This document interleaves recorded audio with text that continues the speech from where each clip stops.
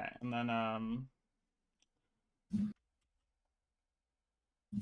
maybe we'll post in the Discord really quick. We are live. We are live now. That's true.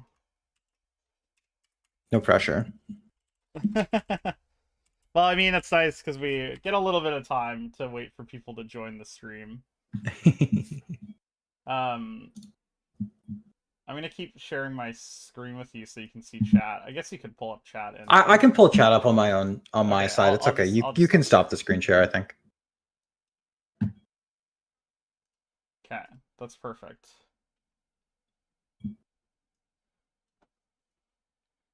All right, excellent. Now we just need to wait for the droves of people to roll on in.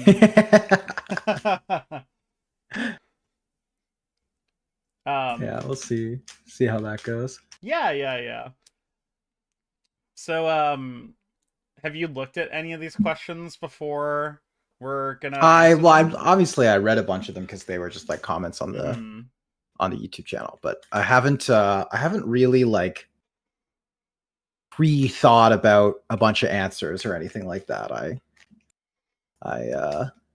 wanted to answer them kind of genuinely, like in the moment. A la carte, just like take it one I don't know if that's the right word. Well, I'll take it one question at a time. You know, a la carte is like they serve you one portion at a time. Like I'll take sure. my questions a la carte. You know, it might not be the right phrase, but I'm just gonna go with it. I'm gonna. I think I pulled it off. If I'm being honest. Yep.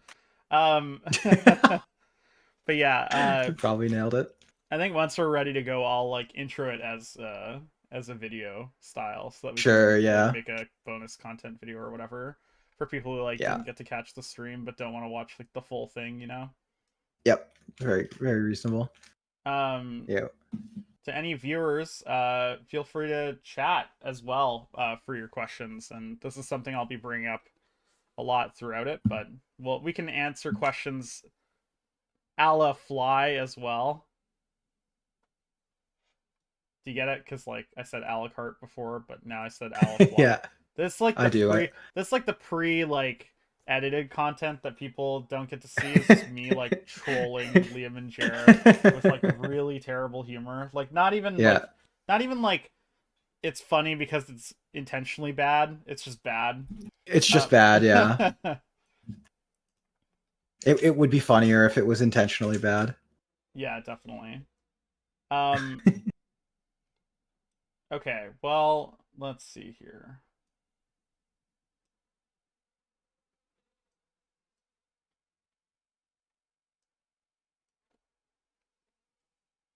Yeah, so we'll still wait for people to join a bit.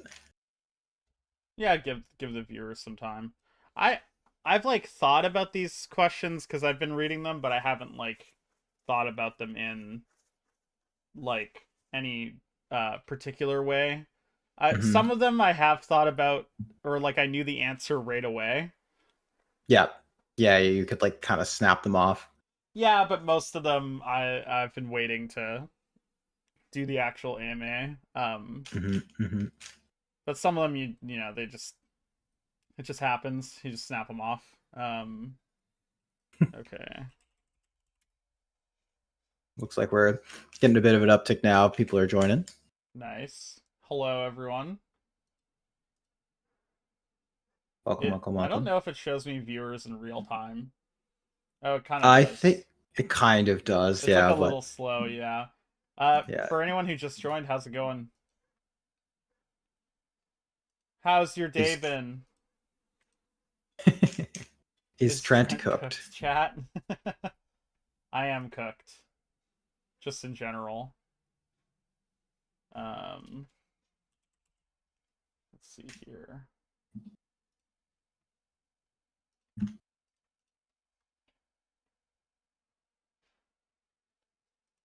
Trent is omega cooked all the time, is what I would say.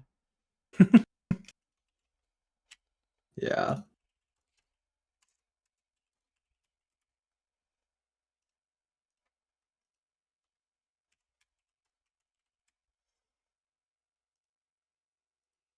I'm just messaging a couple of other Degens here. How's it going, Velsera? Are you cooked? Are we all cooked this fine Saturday morning? I guess it's afternoon for you, Liam. It's like almost evening. That time difference. I know. Pretty savage.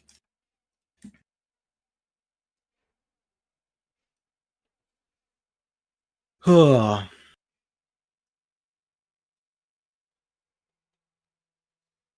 my gosh. Yeah, I think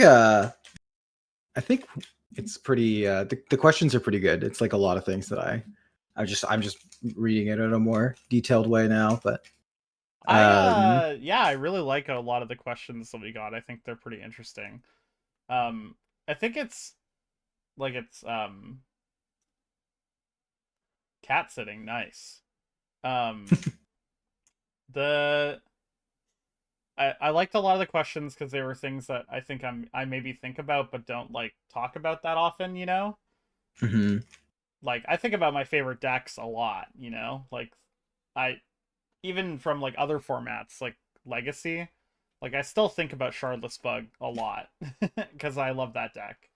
Um Oh boy. Have you seen what the legacy format is like currently? Are I you have, yeah, yeah, it's you're unfortunate. familiar with the disaster?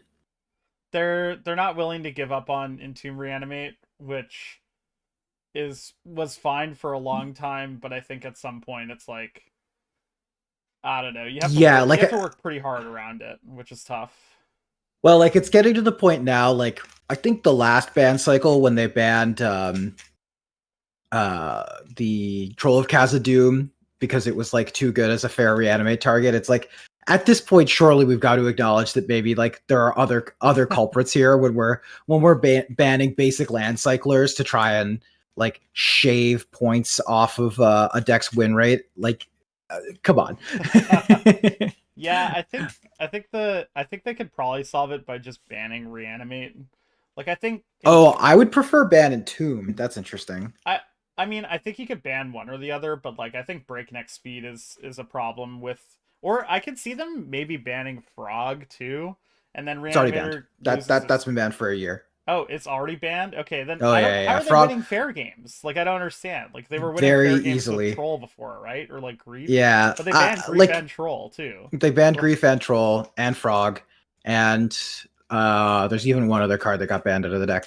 I mean, basically the problem with the deck is that it's just like very consistent, like the Reanimator deck is, and then you can juke. So you like can juke into this like Orcish Bowmaster's Murktide Oh, Regent sideboard sure. plan, Yeah, which is yeah. also like really hard to beat. So and Hey, like you can play like Cameo. You have so many options, and yeah. hey, Rob. Boomsma. I like that last name or that moniker. Um, hello to the rest of the viewers. Thanks for coming to the AMA. Yeah, welcome. I was saying before, but I'll say it again. If you have questions that you didn't ask before this, feel free to add them in the chat. You know, we'll get around to them at some point, I'm sure. Yeah. Just briefly on Legacy, and then maybe we can actually start probably. But one of the things they cited in like our ban and restricted update article was like, oh, like, you know, if you look at the last challenge, like there was only one Demure Reanimator deck in the top 8 and it didn't even win. And then of course, like this week, the challenge from today, I guess technically, Reanimator put 4 decks in the top 8, finished second, third, sixth, eighth, and then also put 4 other copies in the top 32. It's like and that's like with people who are probably like mainlining, you know, Nihil spell bombs and like oh my relics god, and yeah, yeah, stuff. yeah. So yeah, You are playing like yeah, like you're playing Reanimator in a format where everyone knows Reanimator is the best deck, and the other best deck is Oops All Spells, which is also a graveyard deck. yeah. So like basically every deck is incentivized to play like a lot of graveyard hate, and you're still just seeing the deck like win very comfortably. So like Fairy Macabre was the 5th most popular creature in this challenge, like more popular than Murktide Regent, Magus of the Moon, like yeah, just a rough spot. But anyway, that's fine. This is not a legacy, not a legacy channel. Much to my chagrin, I think Jared and I started as legacy players actually.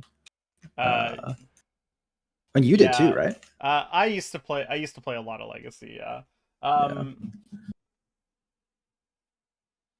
We are not streaming simultaneously to Twitch. And I've added your question to the stack of questions, HPC. Yeah, Atraxa touching the battlefield in Legacy is obviously a big deal, especially in a format with Force of Will. Like, that's really powerful. Yeah. Thanks for the comment, Samuel Lopez. We love talking about Lander as well. We might love talking about it more than we love playing it. So, yeah, I think that might be true. I think it might be time for us to get started. Yeah, let's fire it off. So I'm gonna intro this for the YouTube cut edit of this video, and then we'll move on from there. So welcome back to Ljt Mtg. We've got another, what is it you say, a good video, or we've got a great video or fun video for you? Fun. It's fun. Yeah, I say fun every time. We've got another fun video for you. We decided recently that we wanted to do an Ask Me Anything or a question and answer style video. So fans have been submitting their questions. Like, people who watch the channel, the community in general, have been submitting their questions for the three of us, and we're just gonna go through them one by one. We're also live streaming this right now, so we might be getting questions ad hoc during the actual stream, but we're gonna start with the questions that we got right from the beginning, and then we're just gonna go down them like on the list. Jera unfortunately couldn't be here today, but he wanted us to truck forward anyways, and I'm sure that we will definitely 100% represent Jera exactly how he would have wanted to be represented, and we won't give any opinions that he would disagree with. So I'm just like the power rankings video. Yeah, my opinions were definitely accurately conveyed and not construed at all. Yeah, I'd say that, like, when it comes to the three of us on LJT, we really are good at conveying each other's viewpoints on the format, and we definitely agree with everything that the other people say. So you should see the off-topic channel for our Discord. Maybe one day the Trent moderating Liam and Jer arguing video will come out, but today will not be that day. No, you and I tend to agree way more often, I will say too. I think you and I tend to be more aligned than Jared and I think how we should do this and how we're gonna do this is I'll ask the first question, and then we'll just kind of rotate between Liam and I. So let's get right into it. I'm gonna try my best to pronounce these names, but you never know. So, maybe let me know in the comments or the chat if I have pronounced your name properly or not. Don't let me know if I've pronounced it improperly. I don't want to hear that. So Die Storm Lie asked, what are your white whale decks? The ones that have never gotten there, no matter how hard you've tried. I'm going to pass it over to you, Liam, to answer. Yeah, I think this is one of the questions that I read earlier. I think it might have been even the first question we got. For me, when I first started playing Highlander, I moved to Victoria. I played an M15 draft or something at YJ. Great limited format, by the way. Triplicate Spirit's definitely not broken. And then people were like, oh, you should come play Highlander. And at the time, I was a modern player, so I didn't have a ton of cards that you would typically play in Lander. But the one deck that I had built for modern that I tried to make work in Highlander was Infect. So for the first month or so that I was in Victoria, I was playing Bug Infect with 6 fetch lands, only shock lands. And I don't think I ever got to 3-1. I definitely 2-2'd a couple of times playing Bug Infect. And I will say on this account, because I would be remiss if I didn't say this, there is a player in Victoria who has played Infect forever. And I think that they have had more success with it than I have ever had. But that's one of those ones that I've tried to make it work so many times. And the problem is just they are not going to print any more infect creatures, and that's what you need. Like you would need, like when we were going back to Phyrexia, I was like, please, it's time. Give me like 10 more infect creatures. Like I'll take and they 2-mana 1/1s at home. Yeah, and instead they printed Toxic, which is not the same and like doesn't work. And yeah, so that's probably the one where I'm like, I would love for this to be playable. And just generally, I think I kind of like creature pump spell decks. Like I've played Blue White Heroic on the channel a couple of times now. I really like red green, like the red green blitz deck. I think is cool. Although I tend to like slightly different pump spell decks. I think like people have had success in the past playing like Naya Double Strike. I think that's like a kind of reasonable place to be as well. But that's definitely it for me. Is Yeah, is the old infect. I remember when like you were playing, infect, and it's just like you're like if you 3-1 or you're going for the 3-1, like that was exciting. Yeah, Um, yeah. it's just tough when your creatures are like Ichor Claw Mirror, you know. Hey, that one's great. You I just mean, referenced yeah, like okay, the sure. fourth best creature in the deck. but yeah, you really fall off after Glistener Elf, Blighted Agent, like Plague Stinger, Ichor Claw Mirror. Yeah. For me, my White Whale deck is always like sort of a Ravager Affinity style deck. Like it feels like the density of broken artifacts, it just isn't really there for that type of artifact deck. Like there are Mm-hmm. analogous decks that have been played in the format, namely like Cyber Drive, like using Cyber the Drive Cyber Awakener with Drive Tinker, Awakener. yeah. But for a long time that card didn't exist, and like I don't know, I've always had this dream of like I play in Lander I play like Seed of the Synod, Mox Opal, Mishra's Bauble, play like a Ravager on turn 2, and I just feel like I can't lose. But there's like a lot of problems with the deck, and I think the biggest one is just artifact density, like good artifact density. Like it kind of feels the same as Infect, where like you start building the list and you're like, yeah, all these cards are sweet. I've got my Master of Ethereum, I got my Etch Yeah, Champion, yeah. and then all of a sudden you're like, am I You're at playing 40 Slash cards. Panther? Like, how deep Yeah. am I really going? I will Uh, say on the affinity front, like I think that one's more likely to get there because they're more likely to just print broken artifact creatures. Like totally. obviously it's unlikely that well, actually they've even reprinted modular a couple of And I times don't now. even So think like artifacts is necessarily that bad, but like I guess like the dream that I'm imagining, like I don't know if that deck will ever exist. Like I kind of want mm-hmm. like modern affinity from like 2016, you know what I mean? Like Yeah, you that type want of play pattern. yeah, where you're like doing like calculus on turn 3 to work out if you have 12 damage or 11 or whatever. Yeah, yeah, definitely. So Yeah, that's a yes, sweet one. Belcera in the chat said Slash Panther and BattleBots. I mean, yeah, card does slap. It hits hard. 4-2, boom. Actively playable. All right.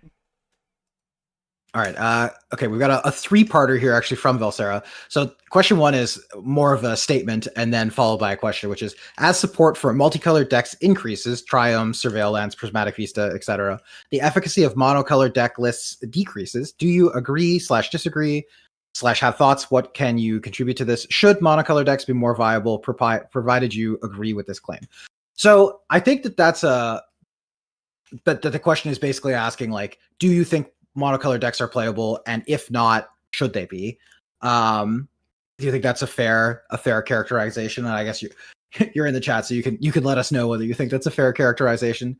For me, I think that it's definitely noticeable that monocolored strategies are kind of like dropping out of the format increasingly. Like for a long time, there were pillars of the format that were monocolored, like mono red. Obviously, that's the really obvious one. But like mono white Death and Taxes, and to a lesser extent, like mono green, like Hoof was splashing a bit, but it was like you could build it as a Yeah, you monocolored splash like deck pretty 4 comfortably. red cards, so it's basically Yeah, a color deck. Yeah. and increasingly, you basically have to splash at least one color in those decks in order to reach the requisite power level to compete in the format. I don't know. For me, I think that that's like kind of an unfortunate result of uh, power creep. And one of the things that we talk about a bunch in the various Magic discords we're in is the fact that like Wizards design strategy recently has really shied away from heavily pipping cards. So you don't see a lot of cards that are high power level pipped as like one green green or one red red. You're seeing a lot more cards that are two in a red, two in a black, two in a white. And I think that that kind of changes the way that you have to build decks, because you used to kind of need to be one or two colors to be able to support playing some of the higher power level cards. And now, I mean, you can kind of just pretty comfortably be three colors and still be casting everything you want to be casting. You know, like Opposition Agent is a good example of like this card seems really powerful to not be super strictly gated into black. For just as an example of one. Or like Gut is another good example where like this card is just like super powerful, but it's only two in a red. It's not one red red. And I think that the reality is that monocolored decks are unlikely to ever really come back in the way that they used to exist, unless Wizards drastically changes their design strategy to involve putting substantially more pips on cards. Yeah, I I don't know how think you feel, Trent. I think I'd agree with most of that, and I'd also add like the incentive structures in Magic are just changing, right? Like at some point, if I'm building a monocolor deck, I'm thinking to myself, well, I mean, the mana base is pretty free to add a second color if I'm splashing. And also, like, I'm missing out on surveil lands if I'm monocolor, which isn't nothing. Yep. Um, like there are reasons to play monocolor. Mainly right now, I think there's reasons to be mono white and mono red potentially. Like if you want to go medium or bigger red, but yeah, I think for the most part, like just the way that Magic's currently designed, the incentive structures lean towards playing at minimum two colors and potentially more. Also, in a 100 card format, like fetch lands are just so good that once you've Yeah. started adding like some for two color, you like kind of feel incentivized to play a third color. I mean that isn't always true, and we've showcased a lot of really strong two color decks on the channel. But I'd also say that before a big boon to monocolor was how good you got it when it came to lands. Like I remember a while ago, if you're playing say mono red for example, like um, you got creature lands. You're getting the land that destroys and deals two damage as long as you have threshold.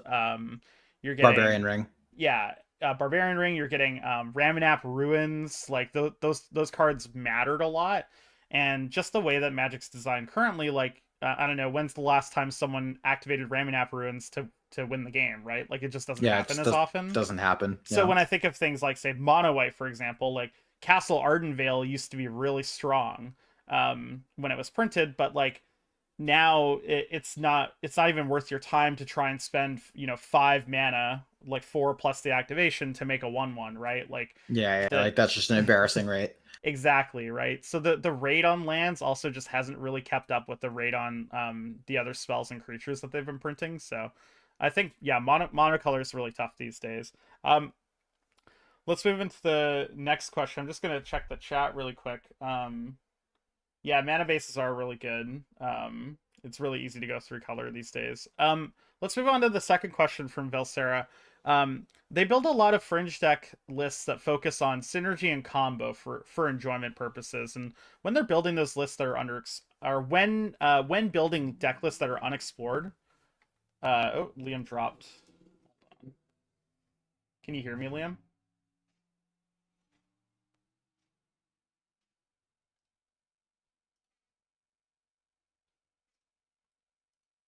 Okay, give me a sec here.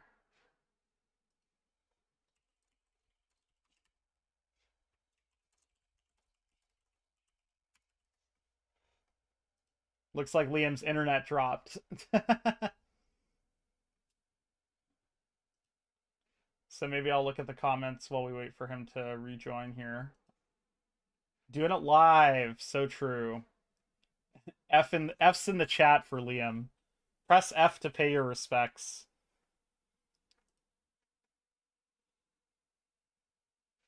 Okay, so Liam told me to just keep going and that he would ping me when his internet comes back. So we'll just keep moving on then. Um, okay, so basically the question here is, when you're building deck lists that are unexplored, what considerations do you make to ensure the best outcomes, like that your deck is essentially still competitive, right?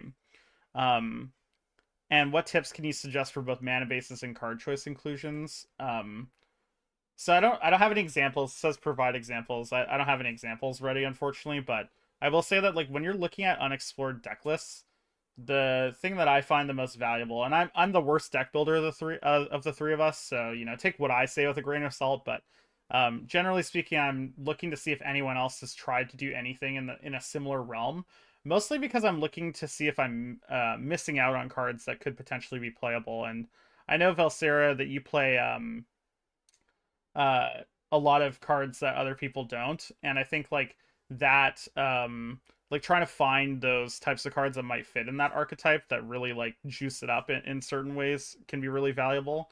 I know like a pet card for Valsera is Paralyze, and I think if you're playing like mono black, for example, and you want like an extra piece of one mana removal, like Paralyze could be something that you could be really interested in. And that's something that I probably wouldn't think about if I was building a mono black deck unless I was like looking at other people's lists.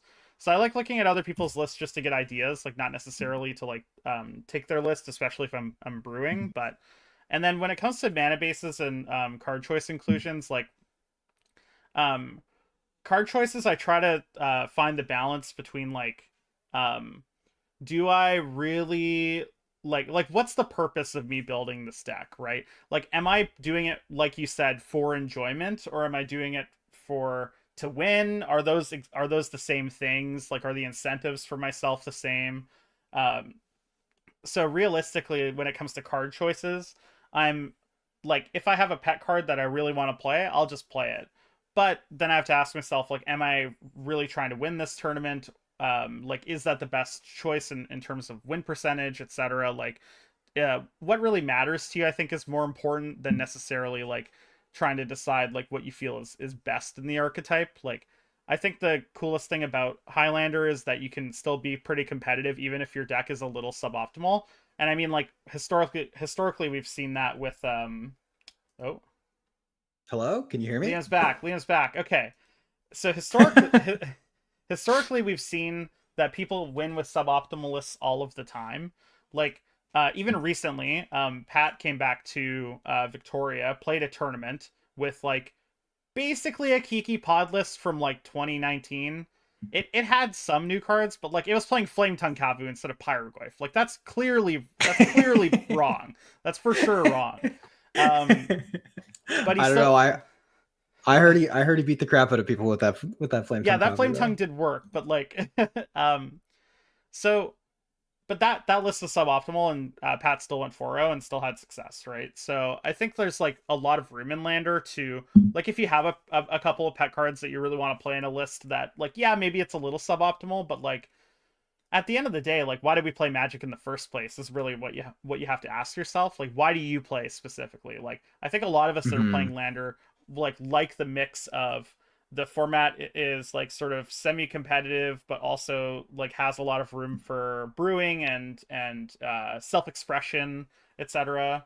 So Yeah, yeah, he did tell me he barely eked it out against you, Sarah. So um but yeah, Liam, what about you? When you're looking at deck lists that are unexplored, like what considerations do you make to ensure that you get the best outcomes, or that like your card choices are good? I think a lot of it comes down to like brewing for Highlander is very different from brewing from 4 of 60 formats, because for 4 of 60 formats, you can kind of look at like 2 to 3 card interactions and think, I think that this is powerful in a vacuum, and I'm going to stick this shell of 12 cards and surround it with other like playable good cards that I know are good in the format. And in Highlander, that's a little harder to do because like if you, let's say you wanted to play like Asmo, like a card that sees kind of fringe play in Modern from time to time, and at times is more playable than others. That card works because like you get 4 of them, you get 4 Underworld cookbooks, and putting your Oval Chase Daredevil in your deck to recur with the cookbook, like that's a thing that you can do consistently, and that's not something you get to do with Highlander. So for me, I think when I'm looking at building deck lists that are underexplored, you really want to make sure that the juice is worth the squeeze and that you have a density of the powerful thing that you're trying to do that is different. So like I think a good example of this is actually like the heroic deck that I was working on and still am working on. Like we're finally at a point now where yeah, that deck has like 30 or 40 cards that have not been registered in Highlander probably ever. But there's enough of a density now that you actually get paid off for playing the heroic creatures, for playing the random dorky enchantments to pump them up and protect them.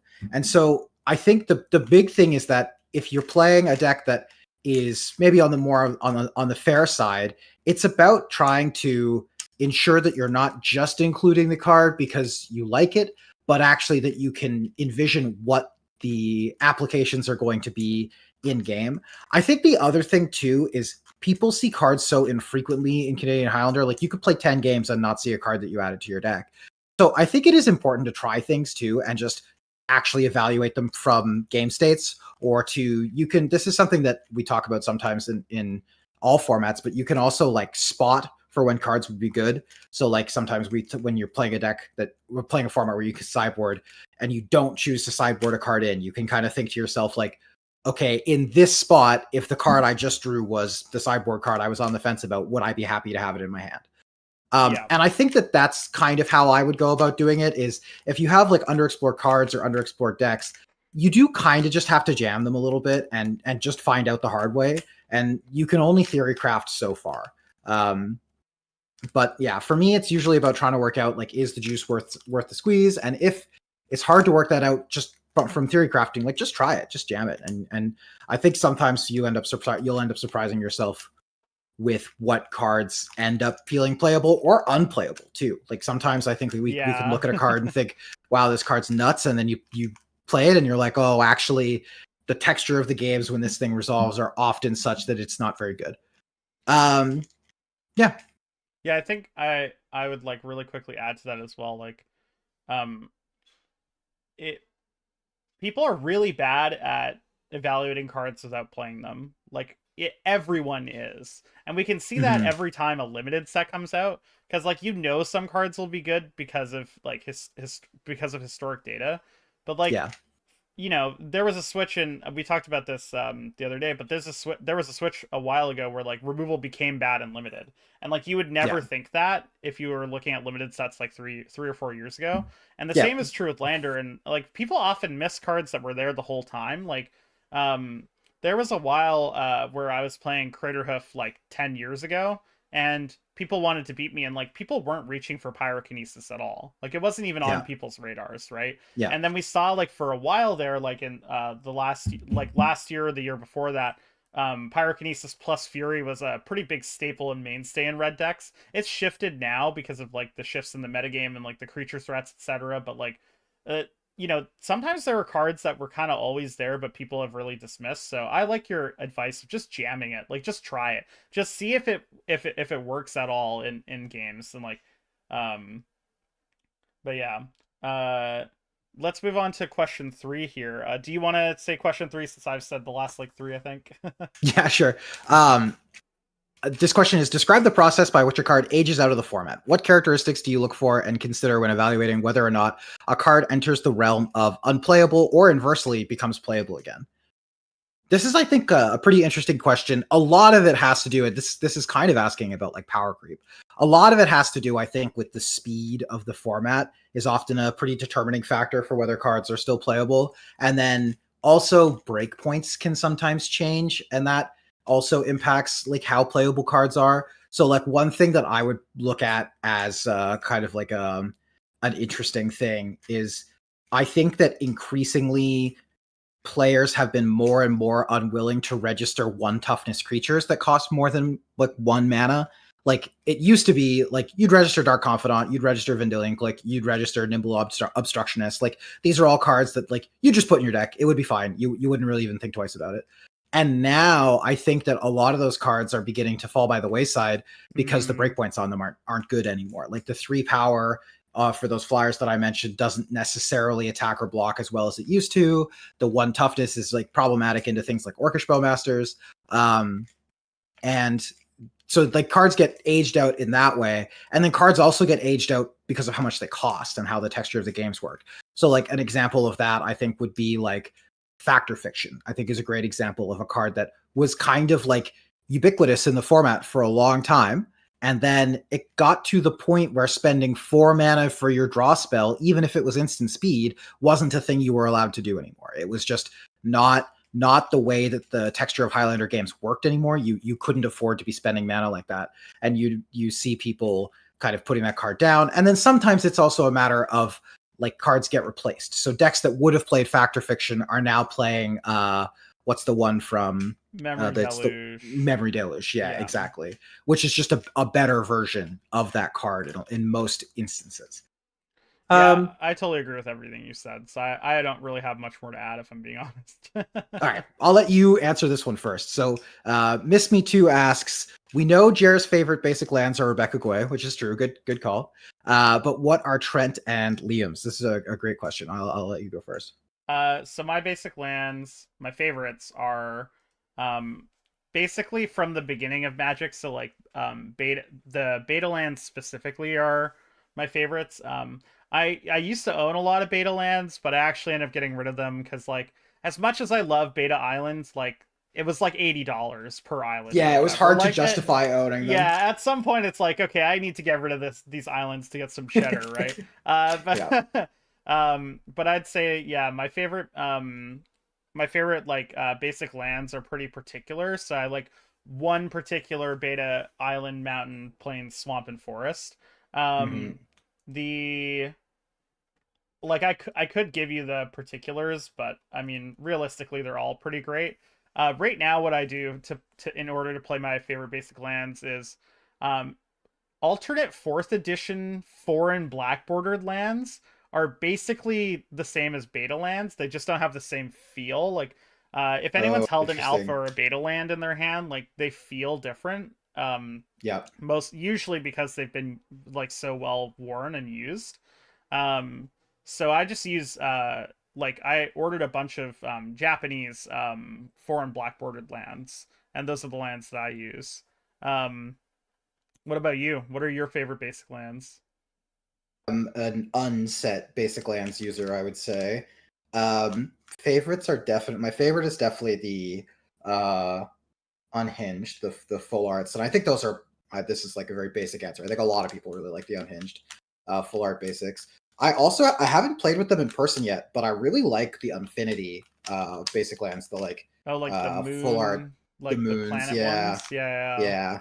They're very cool as well. But like when I was playing in paper a lot, like my favorites by far were the Unhinged basics. Like I had many islands in particular. Like I really like those ones. I have you can't see it in my in my background because they're actually out in the living room that's behind me. But I have all 5 of those arts like as prints. That's cool. The Avon. Oh yeah, the Avon one. So I have those like on a wall as arranged in 5 as 5, which is pretty sweet. So those are definitely my favorite basics by far.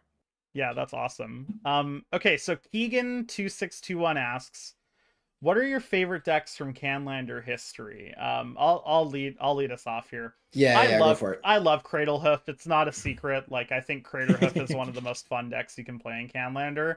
I can't even really think of another like sort of quote unquote favorite deck that I have from Canlander. I like a lot of different archetypes, but really like I'm at my happiest when Craterhoof is good, and also I just get to play it.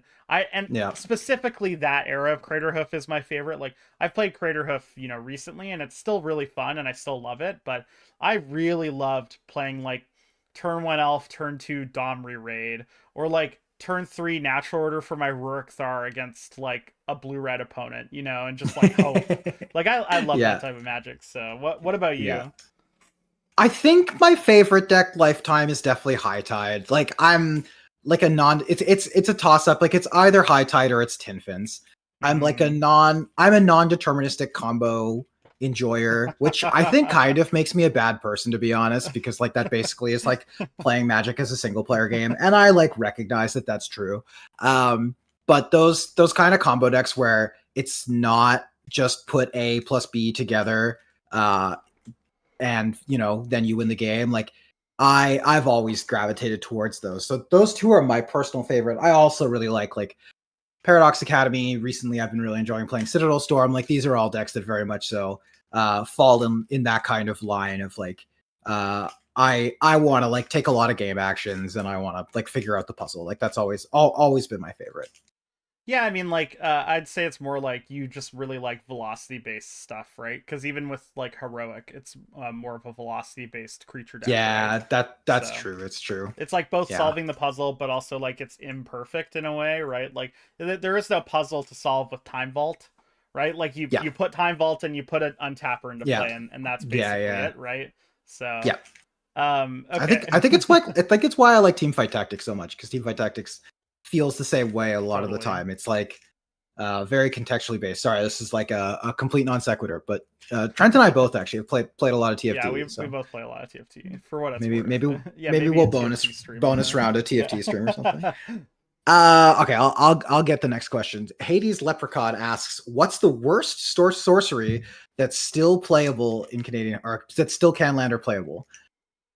So, like this, I think is a question of it depends on what you define as playable. What do you think, Trent? This one's actually kind of hard to answer. I might have I to do some I read this question as like, what's the worst sorcery that people do play often? that people still register. Yeah, Yeah, and I think you kind of have to say like in a vacuum that Serum Visions is probably the worst sorcerer that people play quite often, because not like sleight of hand. I guess sleight of hand doesn't really get registered anymore. Maybe I that's the think Sleight issue. of Hand is a little better than Serum Visions. Like when I think of them, I don't know, they're both really kind of bad. Like if like you would Yeah, never play yeah. them in any 60 card format anymore because you have access to Except preordain for in standard. modern. I guess in Yeah. standard, yeah, you play Sleight of Hand, of course, but the I think those cards like are still serviceable, and I do think people might be lower on Serum Visions than they should be. I've been liking Serum a lot, but I think it is just I think the hate against Serum Visions is pretty justified for the most part. Like it it literally is just one mana, draw a random card off your deck, and then like hope your scry twos And then good, right? get a bit of scrying going on. Yeah, I think Serum Visions is a pretty good answer, to be honest. Like the bar for sorceries especially is like so high at this point. And I don't think you can give like an esoteric answer necessarily that feels all that fair either. Like Serum is definitely the most like broad playable. Serum's also Like just like worst in slot of the cantrips, right? yeah, Like when you exactly. look at other sorceries like Shimmer of Possibility, a sorcery that gets played in like, some combo decks. It's like, yeah, that Yeah. card's bad, but like it's not like worst in slot kind of bad. Like it's just like, it's 2 mana, it digs 4 deep. It kind of sucks. Like you play it because you have to. But like Yeah. Serum Visions is like you play it and it's okay. Like the card is reasonable enough, but it's definitely the worst of all of the cantrips that Yeah, you have, right? you feel pretty bad about it. Yeah, I think I'm kind of there with you on Serum being maybe the right answer, because a lot of the other ones are contextual, like, and their rate is pretty variable based on the deck that they're played in. Totally. Like Savine's Reclamation is like in a vacuum not a like super busted card, but the decks that want Savines are leveraging it to do very unfair things, so it's obviously much better.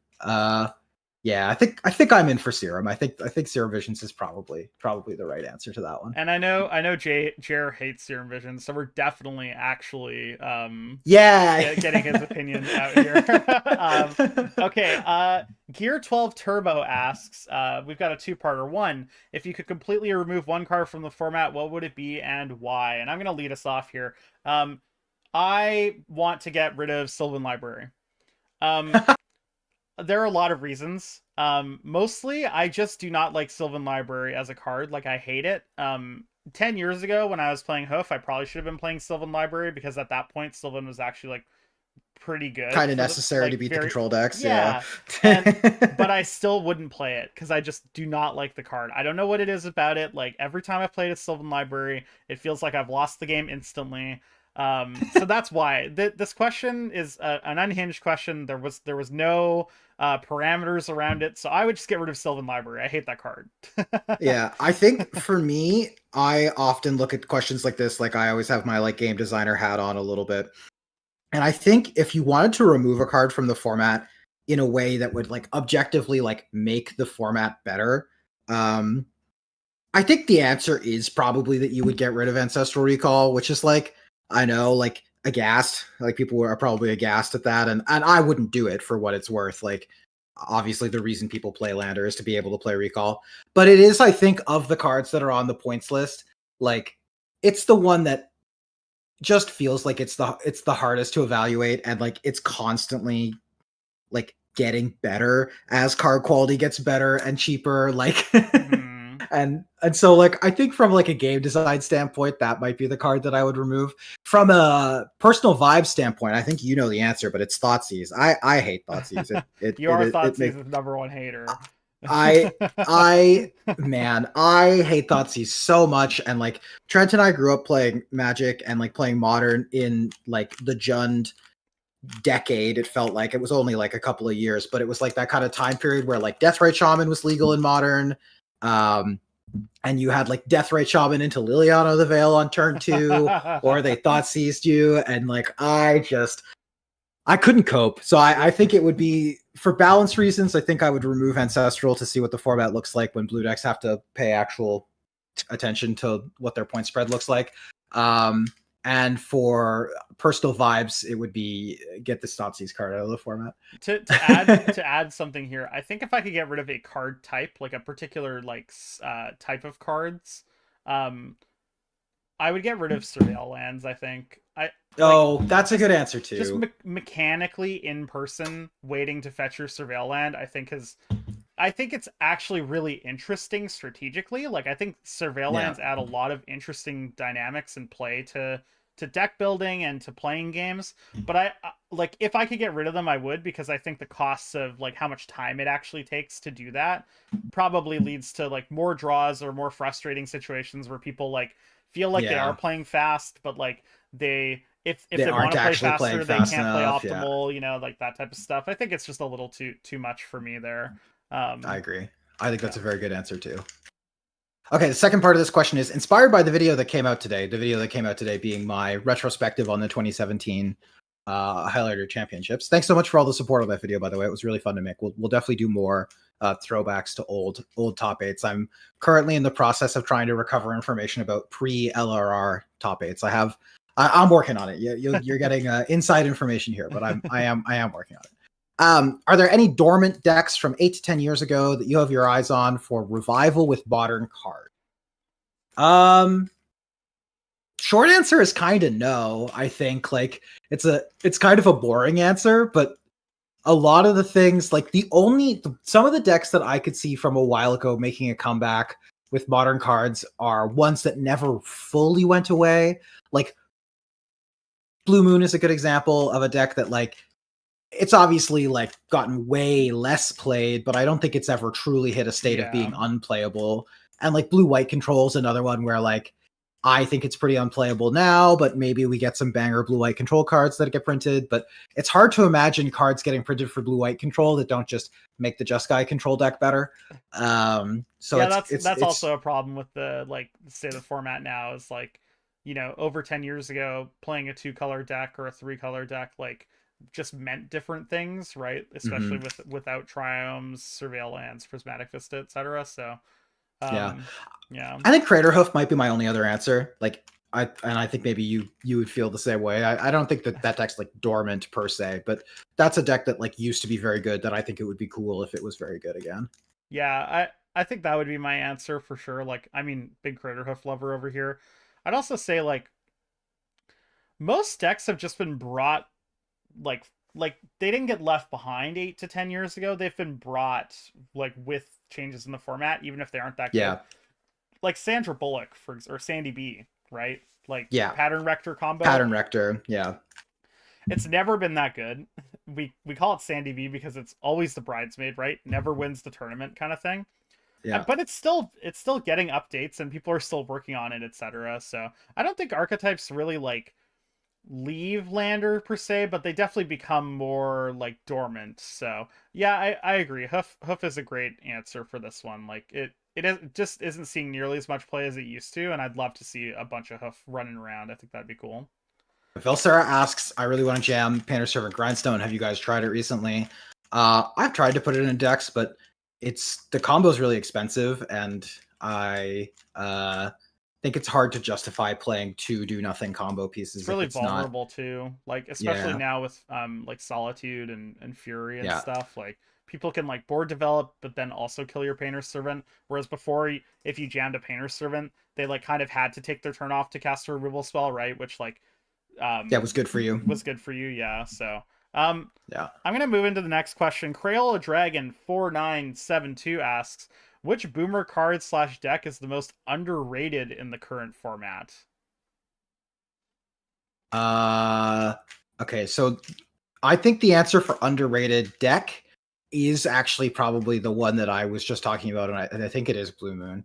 Yeah, Um, I agree. I just think that deck is like pretty playable, and what we saw, like the era where Blue Moon was the best blue deck in the format. Um, I think it was actually like part of the reason why it was considered the best control deck in the format is because you had people really like maining that deck in a way that isn't going on right now. Like the people who were playing it had so many reps, and I do think it's a pretty skill intensive deck just because you don't have access to white or black cards, you don't really have the catch-alls that you might have in those decks or ways to catch up. Yeah. But I think that deck's pretty underrated and like pretty playable still. And then for underrated card, boomer card, I think Hide Seek is one that I think that basically all Mardu decks that can cast it should be registering. It's just like so good against the combo decks and also has like a reasonable backup mode into fair matchups. Yeah, it seems like it has pretty good applications for sure. I think a boomer card that I think is underrated might be like Mystic Confluence. Like it's definitely a boomer card. And but like when you have the Mystic Confluence, I've been playing a lot of Scape Shift recently, like you just feel like you can't lose. Like if Yeah, you're not dying and you're holding up a Mystic Confluence, like it yeah. bridges you from mid game to late game so fast. And You can be like moderately behind, and Mystic Confluence still feels like you're gonna win the game with it. yeah, like it's obviously not, it doesn't fit everywhere anymore because 5 mana is a pretty big like order, but if you can meet that tall task, I'm a big Mystic Confluence fan. Yeah. And then the second part of this question is after rewatching the finals for the 2017 year end, I saw some cards that I feel like could still be relevant in the modern meta. What's the worst card played that was played consistently? Oh, okay. That's kind of the same question, I guess. We kind of half answered it already. Yeah, And then the let's second part of it is also maybe a fun question is what's the worst card people played consistently back in the day? We used to register Extract. That was a card that got registered for a what? while. That one's pretty bad. Although um like I'd stand by it. Retraced Image is a card that I used to register in High Tide. One blue. Basically, it reads like put a permanent from your hand that has the same name as a permanent on the battlefield into so you could play, ramp. so you could put another island into play. Yeah. Wow, that's really bad. What is there's the 5 mana Future Sight enchantment that enchanted an instant or sorcery in your graveyard. Oh my god. Spellweaver's Oh Volute is what it was gosh. called. That card is also like atrocious, and it was played in the High Tide deck for like 5 years. Um, yeah, High Tide is a good font of Yeah, you've got a holy lot of crap, this card is terrible, but we're playing it. uh I have some from Yeah. Hoof too, like Oh yeah, uh go for it. Multani's Acolyte. It's green 2/1 draw card, but then it has Echo.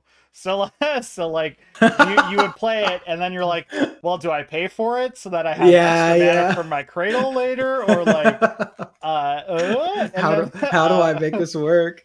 another one in that vein is Masked Admirers. So Yeah, it's two colorless, two green, 3/2, and when it enters, you draw a card, and that's basically it. Like it has other text, but the other text doesn't really ever come up. It's yeah. like It doesn't do it's like anything. some sort of graveyard text. I don't know. I think you can like pay mana to put it back in your hand sometimes or something. I'm looking it up right now. Whenever you play a creature spell, you could play green to return it from the graveyard to your hand. So like, first of all, uh 4 mana for a 3/2 that draws you a card is still a bad rate, even 10 years ago. And then secondly, because you're a tap out deck, you almost never have mana up when they're killing your creatures in the first start like turns of the game. And then if the game gets to a point where they're killing your creatures and you have mana up for Masked Admirers, you're probably losing that game. So like it's just like it pays you out in a bunch of currencies that are all terrible. Like and it's a 3/2, so like doesn't even really do anything in combat after turn 4. Like Yeah, yeah, it was yeah, incredibly bad. yeah. I think let's answer a couple of questions from the chat, and we'll get back to the ones in the Sure. document.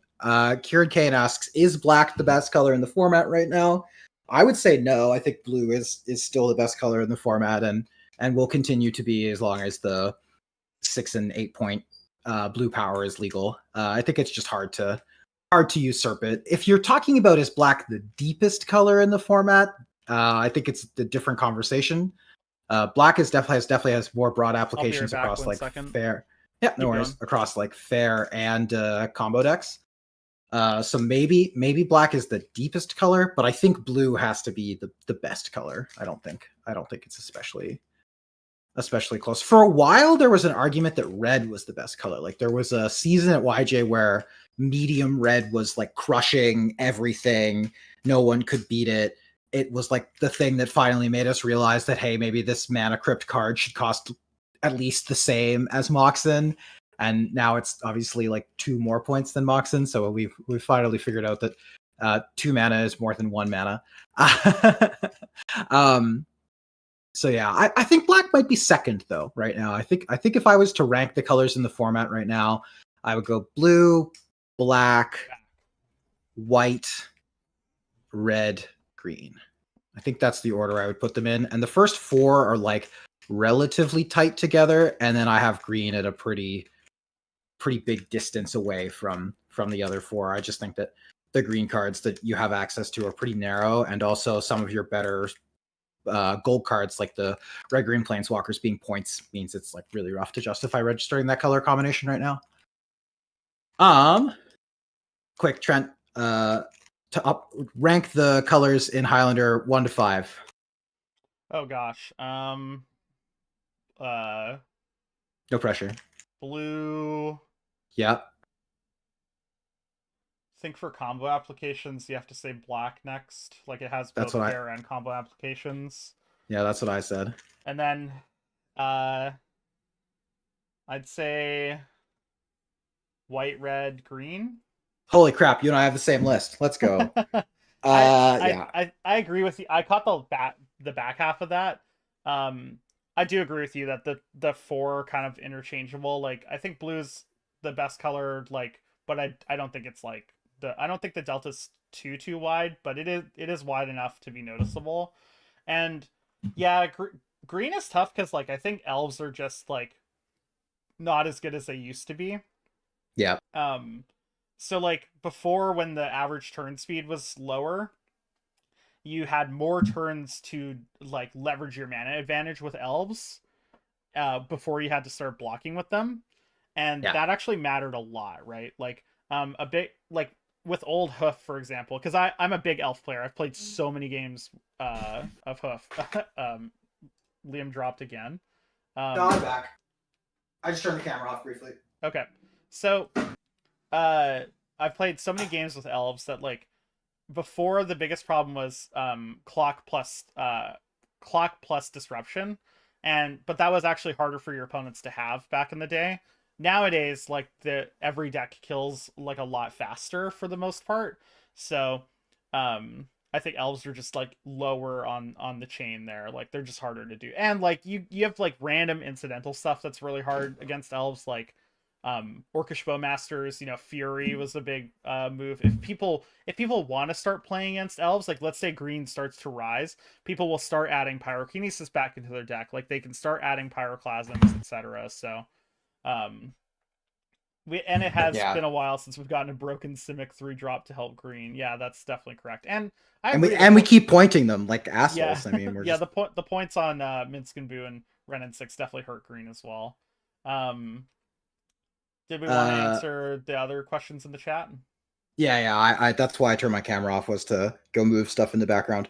So, Four String Domination asks, do you all still own physical cards? If so, any plans on doing something like a collection rundown video for each of the three of you? Trent's the only one that owns a large number of cards physically. Jared and I both, when we moved away from Vic, ended up shipping most of our cards. And I say most because I have what is left of my collection in my hand here. So we could do a quick little breakdown. I have French strip mine, very cool. Sick. I have, what else do we have in here? Oh yeah, this is the big one. I have Korean Tolarian Academy Nice. still in here. I have foil. I believe this is Japanese Triumph of the Hordes. Speaking of Infect, uh, Wow. That's got to yeah, be worth something nowadays, right? I mean, Right? here's hoping. Yeah. What else is here? I mean, I've got my Japanese. Oh, here's my camera. Japanese steam vents, foil Portuguese breeding pool. I won this at YJ in 2014, It's pretty so cool. that's part of why I didn't sell it. Uh, and then I have three non-English fetch lands, three Japanese fetches. But yeah, not much basically. Jared and I both, I think, are likely to reacquire some physical cards. We were like both out of scenes where we were able to play Highlander for a long time, and so the desire to reacquire cards was pretty low. Now that we've been playing online with Trent and stuff, though, the Yeah, the urge is definitely itch, there. the itch is Yeah. Oh, back here we for go. sure. I realized I have one other good one. I have German Vampiric It's Tutor pretty good. and German Jogmoth Will. Nice. But yeah, so there you go. Collection rundown. It's not totally Um, exhaustive, but more or less what I I, have. I could go through my collection at some point, maybe. I'm not sure. Yeah. Most of my collection, honestly, is pretty boring. Like, when I rejoined, I basically decided that I was just gonna get like English cards that are the most basic like type, like the Hmm. oldest printing if I can, etc. So realistically, I don't think my collection's like that interesting. There are some cool cards in it. Like I have like my signed Deathrite Shaman, which is always like really cool. Like the artist signed it in green and black, so it kind of looks That's sick. sick. That's But really cool. Yeah. yeah. I'm gonna read a question from earlier then, since we're going through the questions in the Yeah, comments. yeah. Let's do the ones that are live, and then we can go back to the ones that Sure. we have recorded from. Is Trent cooked, chat? The answer is always yes. Um, what's up, y'all? From HPC. What's up, y'all? Question I have: would y'all do match coaching or VOD review type stuff with a viewer? I wouldn't put it off the table at all. I think that could be pretty interesting. I'm not sure exactly what that would look like from my perspective, but I Yeah, don't want to speak for mostly just a Lumen question here, of but what the logistics of that would look like. But I agree with you. It would certainly not be a no. um, Uh, and I think that's it from the questions at the we top of the have we chat have one here. more. Yeah, So we have one more live, which is with cards like Barrowgoyf leaning on aggressive strategies, like the red ones, which is very true. Is the solution to splash for hard removal or go wider and add more tokens and anthems? I think probably the answer, if you are definitely insistent on playing an aggro deck, you are likely going to need to look for ways to get rid of the Barrowglyph. Going around it doesn't really work because it has lifelink. So, like, going wider doesn't really negate the problems associated with it, and uh, like flying over it and stuff, like they still just get to attack you with their big lifelinker. Like you're still in a bit of a tricky spot, I think. yeah, I mean, like, I've been thinking about this a lot with local mono red aficionado Greg, and I think we've gotten to the point where you probably just need to Head of the splash Mono for, Red Cabal. yeah, you probably just need to splash for like actual like removal. We've been thinking Mm-hmm. maybe like if you want to play mono red, you're supposed to splash for black, like get Mm. snuff out, like fatal push, some other like actual like harder Bump in removal. the night. Um, I mean, I have been meaning to test red with like roast and the new roast twin moss stormbrood Yeah, and scorching shot to see if that can fare against Baragoyf. But if they get it to a 5/6, like it just feels like unwinnable. So you're cooked. um and then yeah, Nephite, shameless plug. I am playing in paper if you're in the lower mainland area of British Columbia, Canada. at a store called Bastion Games, which is my old local LGS.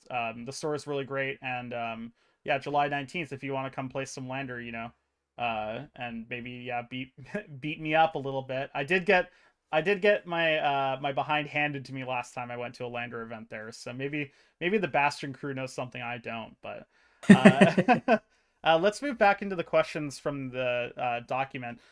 This Yeah, one comes from Symbol Man, and it's for each of you. What's your favorite deck, your current favorite deck, and your deck that is almost there? I think we've sort of answered most of these questions, but I'll give we my can bullet point do it yeah, I'll give again. my Yeah, bullet point short answer. My favorite deck is Crater Hoof.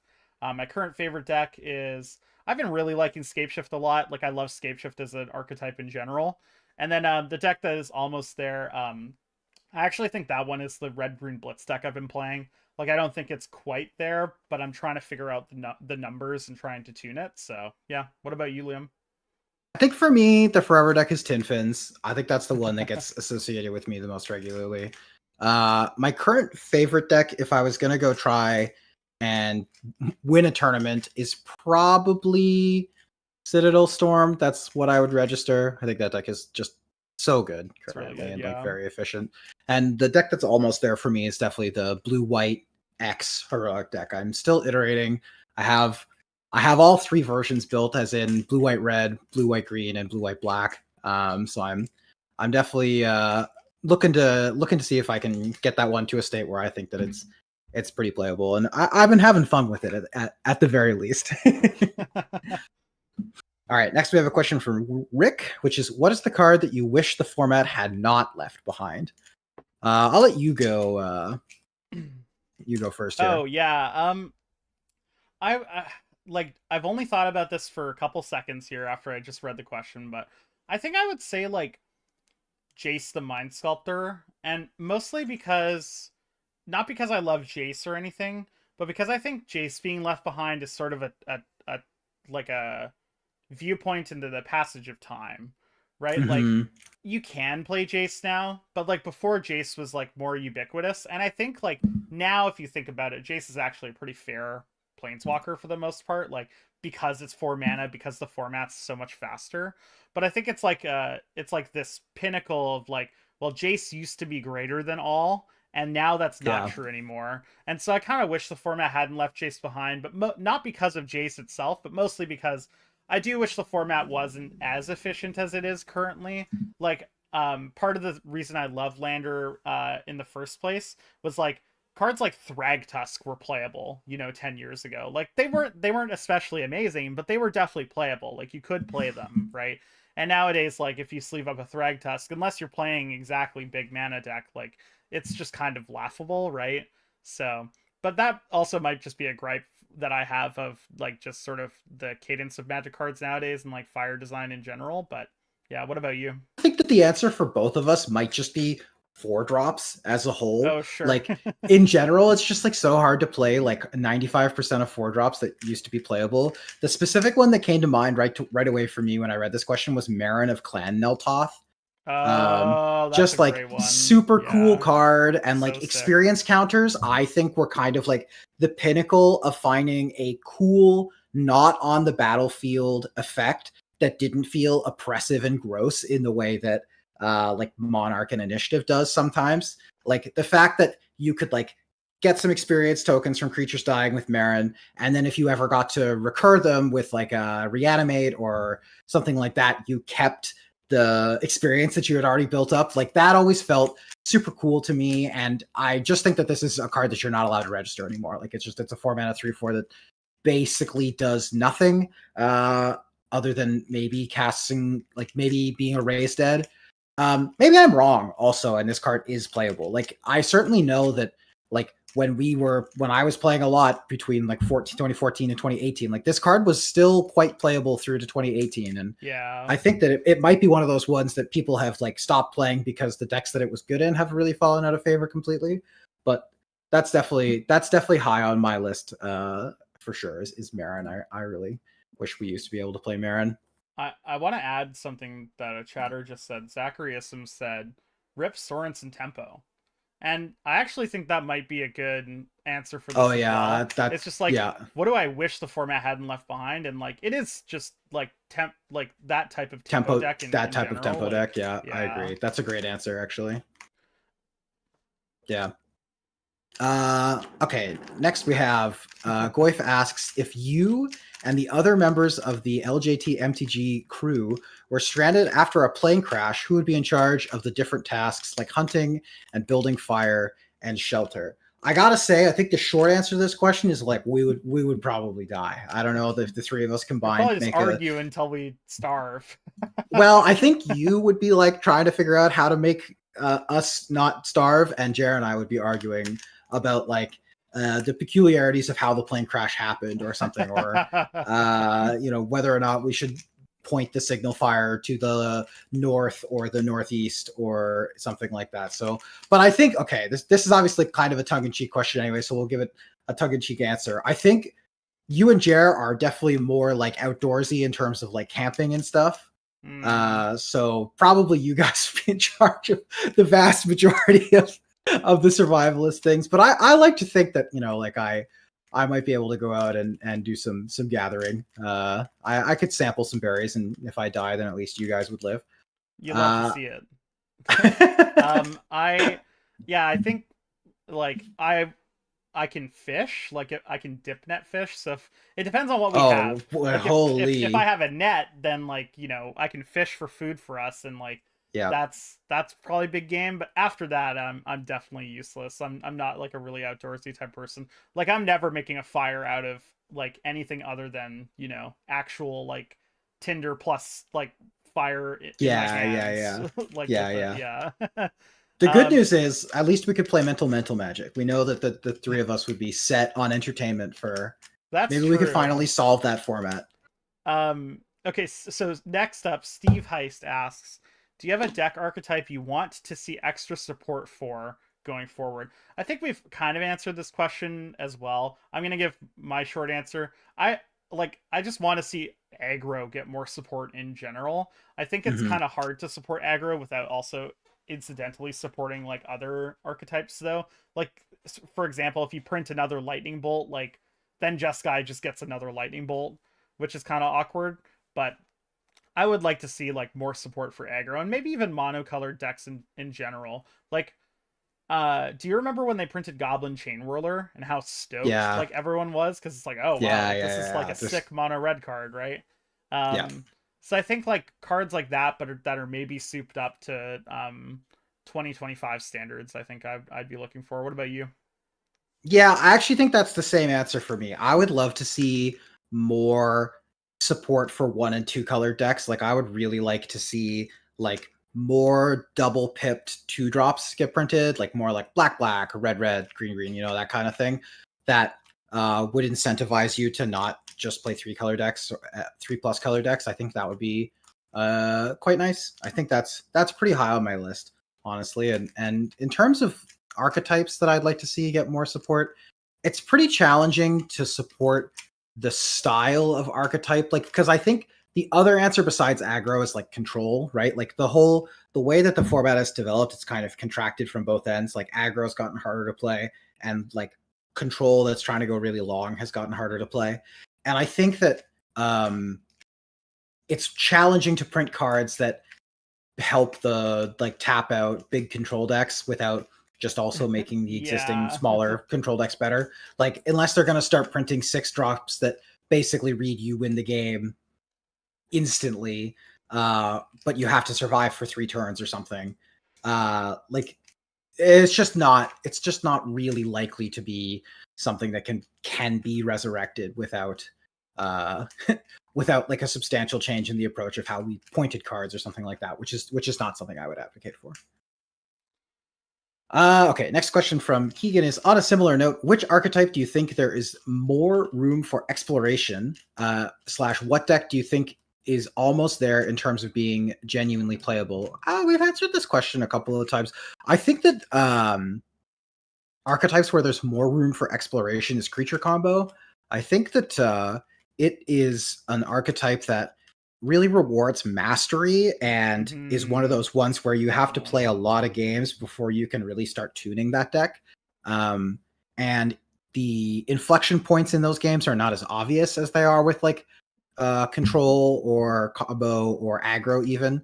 The times when the variability of the rate of the cards that you're playing becomes crystallized is, I think, actually a lot harder to evaluate in creature combo.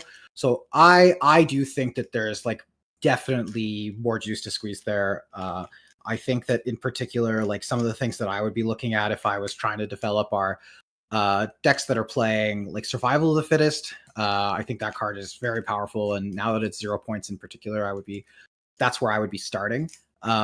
So that's, I think, where I would be looking. And then in terms of decks that I think are there in terms of almost being genuinely playable, there's a lot of stuff that I think you can kind of put. Like, it depends on what you mean by genuinely playable. Is genuinely playable winning a tournament, or is genuinely playable like 3-1ing sometimes and feeling like you kind of have a chance into Mm-hmm. the average tournament? Because if the answer is like winning a tournament, then I think it's kind of awkward, because a lot of decks that I think are going to fall into this category, the reason why they aren't winning tournaments is because they typically have one problematically polarized matchup. Like they're not very good into combo, or maybe they're not very good into like the recall blue decks. But I think like something like Aristocrats is definitely getting better and I better, was and it's just also thinking Aristocrats, and actually. I was gonna say Aristocrats is that too, yeah. also no longer a 4-colored, like no longer has to be a 4-color deck, which I think was kind of the bane of its existence for a long Yeah, time. the mana Was that it requirement's so hard, especially when you're were running so many like mana intensive cards. and you were like paying this expensive mana restriction cost just so that you would have access to the proper fodder. Yeah, like just Like so you could play you were like like, Hunted Witness or whatever, yes, like exactly. Like you're splashing 2 colors just so that you can get a couple of extra creatures that yeah, a couple make a extra 1/1 Doom when they die. Travelers. Yeah, exactly. Yeah. And now you don't have to do that. So I could see that deck getting there. Yeah, that's what I was gonna say. Like, I think Aristocrats is. I think there's always more room for exploration when it comes to Aristocrats because the deck itself is really complex in a lot of ways, and how you deck build is like really important in every archetype in Lander, but it feels like really, really important in Aristocrats. For sure. And they did just pick up Sephiroth, so I think like as That we card's so see, good, yeah. oh, and that card's broken. So if we as we see more like I think yeah, density of blood artists has also probably historically been a problem with aristocrats. So I think that's getting closer and closer for sure. And it's I would say it's playable right now. I just like It's just like it could move from category 1 into category 2. Like it could move yeah, from you could definitely 3-1 a bunch of times in a row into like, I would take this deck to a tournament and feel like I have a good chance of winning. totally. Um, so Kelvin asks, what is a card you think is underplayed in a deck or archetype, and conversely, a card that is overplayed? To set the stage, it can be underplayed due to being better than players think it is, or because it's relatively unknown. And then an overplayed card could be because it's worse than people think in its role, and because it's no longer good into the top, or because it's no longer good into the top meta. I have a quick answer for this. At least, That's good, because I need to think about this yeah, question. sure. For a card that's underplayed, and I when I'm thinking about underplayed, I don't mean that it should see play all the time, but I think like I don't see it in lists as often as I feel like I should. Is peak. Um, Mm, Getting perfect information in this format is can actually be really really valuable. And we see that with Jataxian Probe. Like it shows up in a lot of combo decks, but it also shows up in just like blue mid range decks because like knowing what's going on with your opponent is actually pretty valuable. Like in 60 card format, you can deduce what's in your opponent's hand a lot of the time based on the context of the game that you're playing at that moment. Um, and because 64 card formats are tighter, like you can afford to play around specific cards a lot of the time.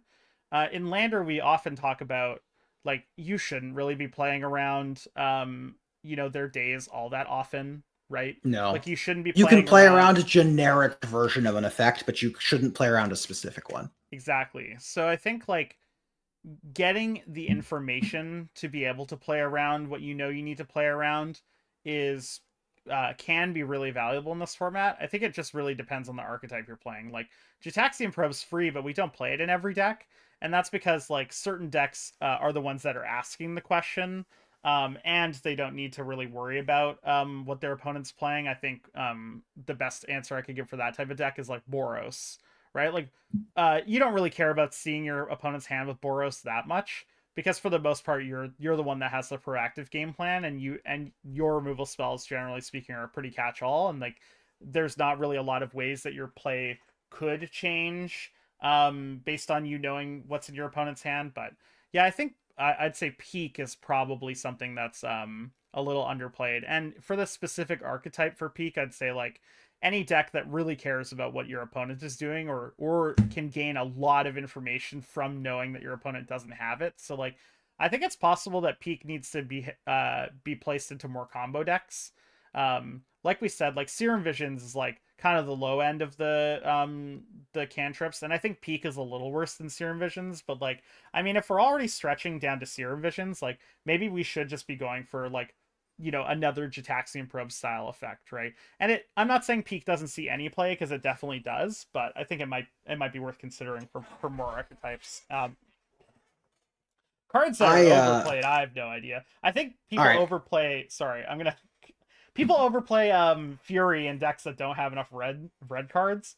Yeah, it's Like, not free to pitch cast. yeah, like I think people overplay pitch cast elementals sometimes in general. Like, Yeah. you know, your solid your splash white deck that has solitude but only like 5 other white cards. Like, you're just playing a 5-mana 3/2 that exiles something. Like, Okay, I will start with overplayed, and then I have I kind of a different answer for underplayed. So for overplayed, I have two cards that frequently appear. One is Path to Exile. My disdain for Path to Exile, I think, is well documented at this point, but I do not think the card is good. And I think that especially in decks that are, you convinced me that in Jeskai it is acceptable. Your argument for why it is okay at Jeskai, I have decided I accept. But I think in a lot of decks, I just don't like it. I think it's bad. And it used to be a card we would register in like combo decks, and people still do register it in combo decks as a way to get rid of hate bears. And I just think that like I would much rather be on a card like Dress Down, because it can cover like multiple bases at once. And also ramping your opponent when you're on combo is like horrible potentially, because it sets them up to develop pressure plus be able to interact with you. Like, so I hate Path to Exile. This is well documented. The other one, that this is a card that I left the format. It was legal when I was playing, like 10 years ago or whatever. And I came back, and all of a sudden everyone had this card in their deck, even in places that I did not understand, is Mental Misstep. I know that this card is rated very highly by certain parts of the community. It's a card that I see appearing in non-blue lists. Like you see like Naya monsters with Mental Misstep. And I just think the card's bad, to be totally honest. I see it ranking in like the S and A tier for people's tier list of counterspells. And I'm not sure that you could do anything to make me register this card. Like that was legal, at least. I just don't get it. I understand that it is a powerful card when you tag their 1-drop on turn 1 or 2 and you kind of steal back the play. But what happens when you draw it on turn 5? What happens when they just don't have a 1-drop? Or when the thing that you spend your 2 life in a card countering is a Serum Visions? Like, it's just a card that I have not I don't get it, I guess. And maybe I'm just wrong. Maybe other people have had better experiences with it, but for me, in a format where the power level is as high, I just don't think that I can justify a card like Misstep, which has such a high variance rate. Yeah, Zachary has it exactly right. Misstep's highs are so high you forget the lows. Maybe that's true. Maybe the times where you get to use it to counter recall just make you forget about all the times where you were dead on board and you drew Misstep, or when if you drew any other playable counterspell in that spot, you would have been able to stabilize against combo, but instead you drew Mental Misstep instead of Spell Pierce, and they cast Flash and you die. Like I just, yeah, it's not, that one's not it for me. And then in terms of cards that are underplayed, this isn't super fair because I don't know that there's an archetype per se that I think this card is underplayed in, but I'm just going to say combo as a whole. And the card is one that you and I both have thought about a bunch. It's Channel. I think this card is like really, really Yeah. high power level, and it's a card that appears in Paradox Academy regularly. But I think that there's more to find with that card. There are so many more Eldrazi now, in particular, that like constructing a deck where the channel is going to be like basically game winning on turn 2 every time feels a lot more feasible, and it's a card that I feel like there's got to be more to. So that's what I would say for the first part of the question, but I answered it the other way around because I started thinking about mental misstep and I had to get on my soapbox. to to let the viewers know as well. Uh, these are spots where I don't agree with Liam. So we just don't argue as much as Jer and Liam do. So, but You like mental misstep. I agree with you that mental missteps highs make people forget its lows for sure, and I don't think it belongs in every archetype, but I have liked it in some lists that I've played. Like I still played in Flash Hulk and I played in Jeskai, but I think Interesting. I don't think you can just jam misstep into every archetype, or that you should. I think you have to be really considered. Like Jeskai, the reason I play it there is because I do care about their one drops at most stages of the game. So I'm happier to draw a misstep later on in the game, as well as because I'm playing a blue deck that has a lot of card filtering, like that, like being able to filter a misstep away, or like, you know, brainstorm or brain surge it away or what have you.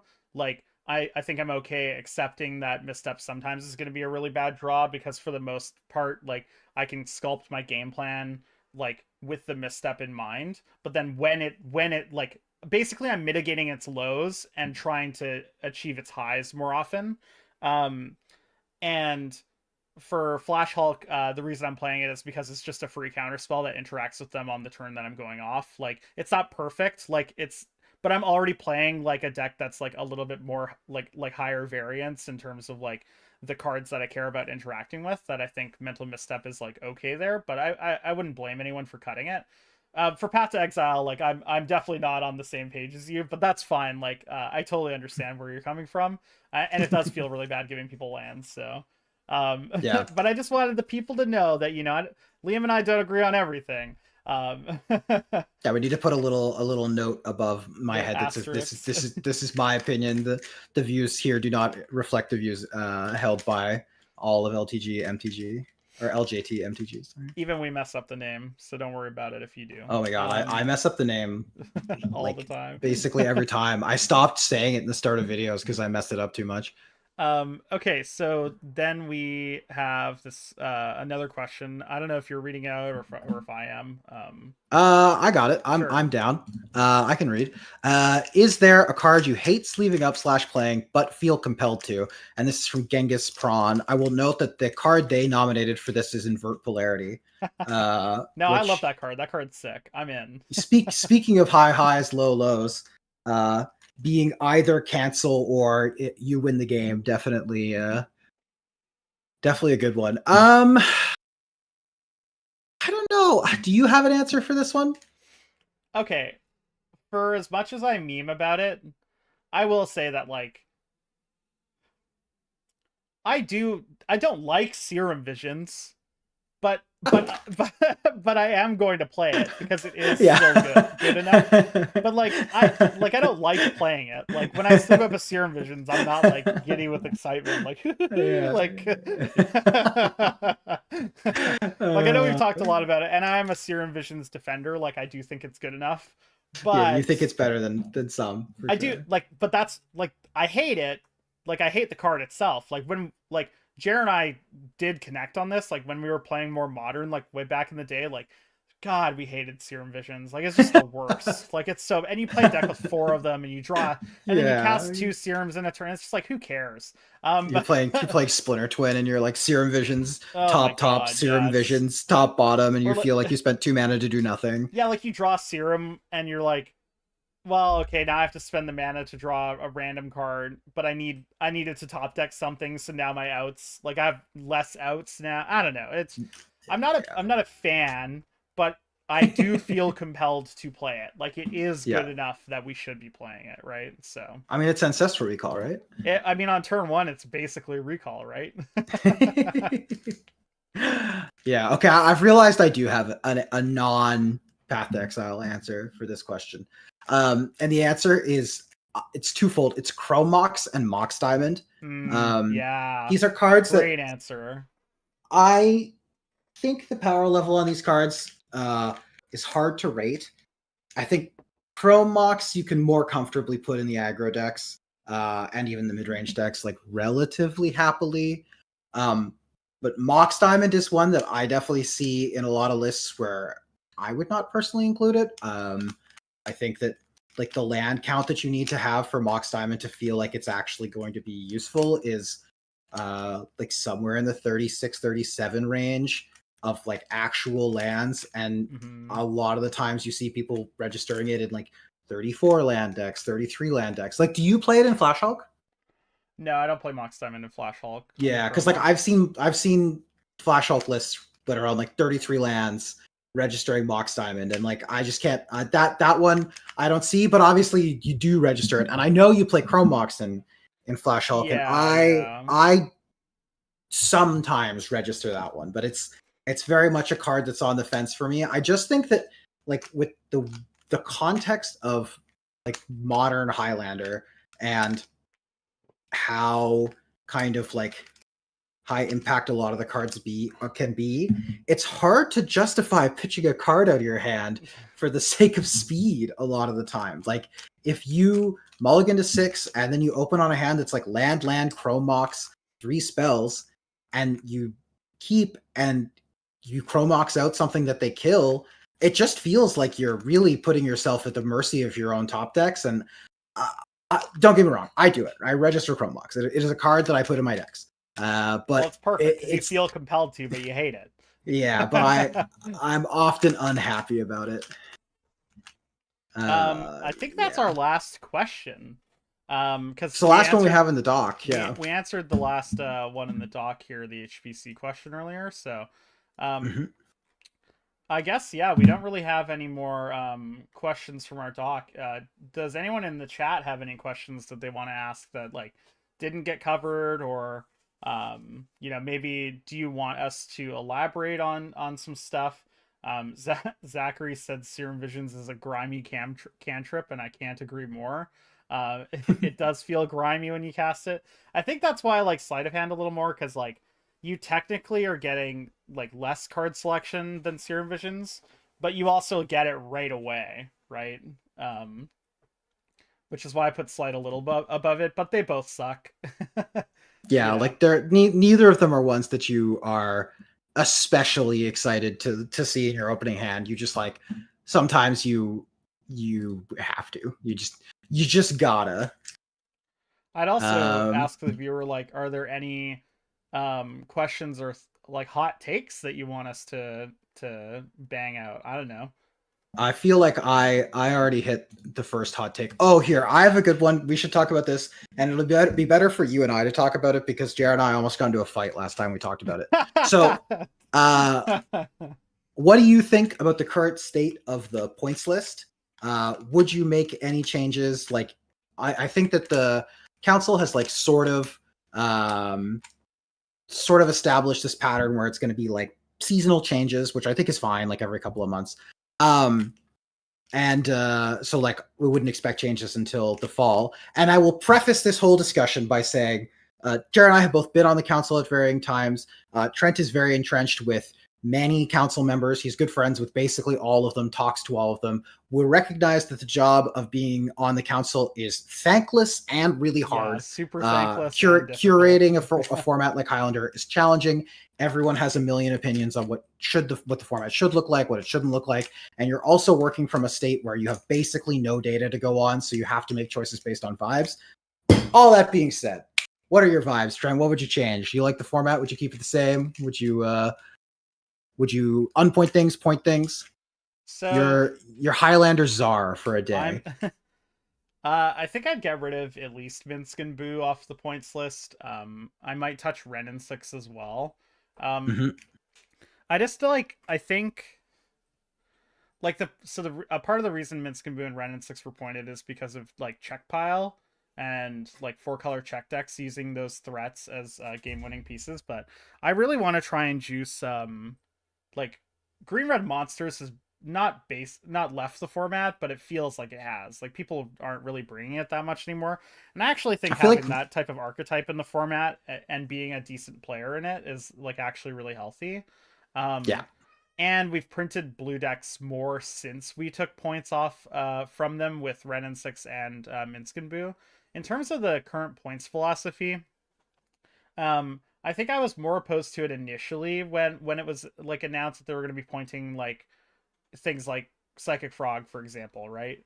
Um, Now that we've played more with it, I'm like more into it. But I think my like general stance on the points list is I would rather not point cards if we can. Like I yeah, want to I feel do the same way. everything I can to not point cards ideally, but I also think that like for example, I think Psychic Frog pointing is really good. Like I like Psychic Frog at 1. I think that card is like very strong and like does a lot of different things that make it really reminiscent to me of True Name, but it comes down a turn earlier and it draws you cards. It does Um true name-esque things for sure. yeah, and I think like for me when it comes to like actual threats being pointed, like true name to me is the bar, right? Like or was the bar at some point. It might be Psychic Frog now, but I know that like your philosophy, at least from my understanding, is that you wish we pointed a little more aggressively, right?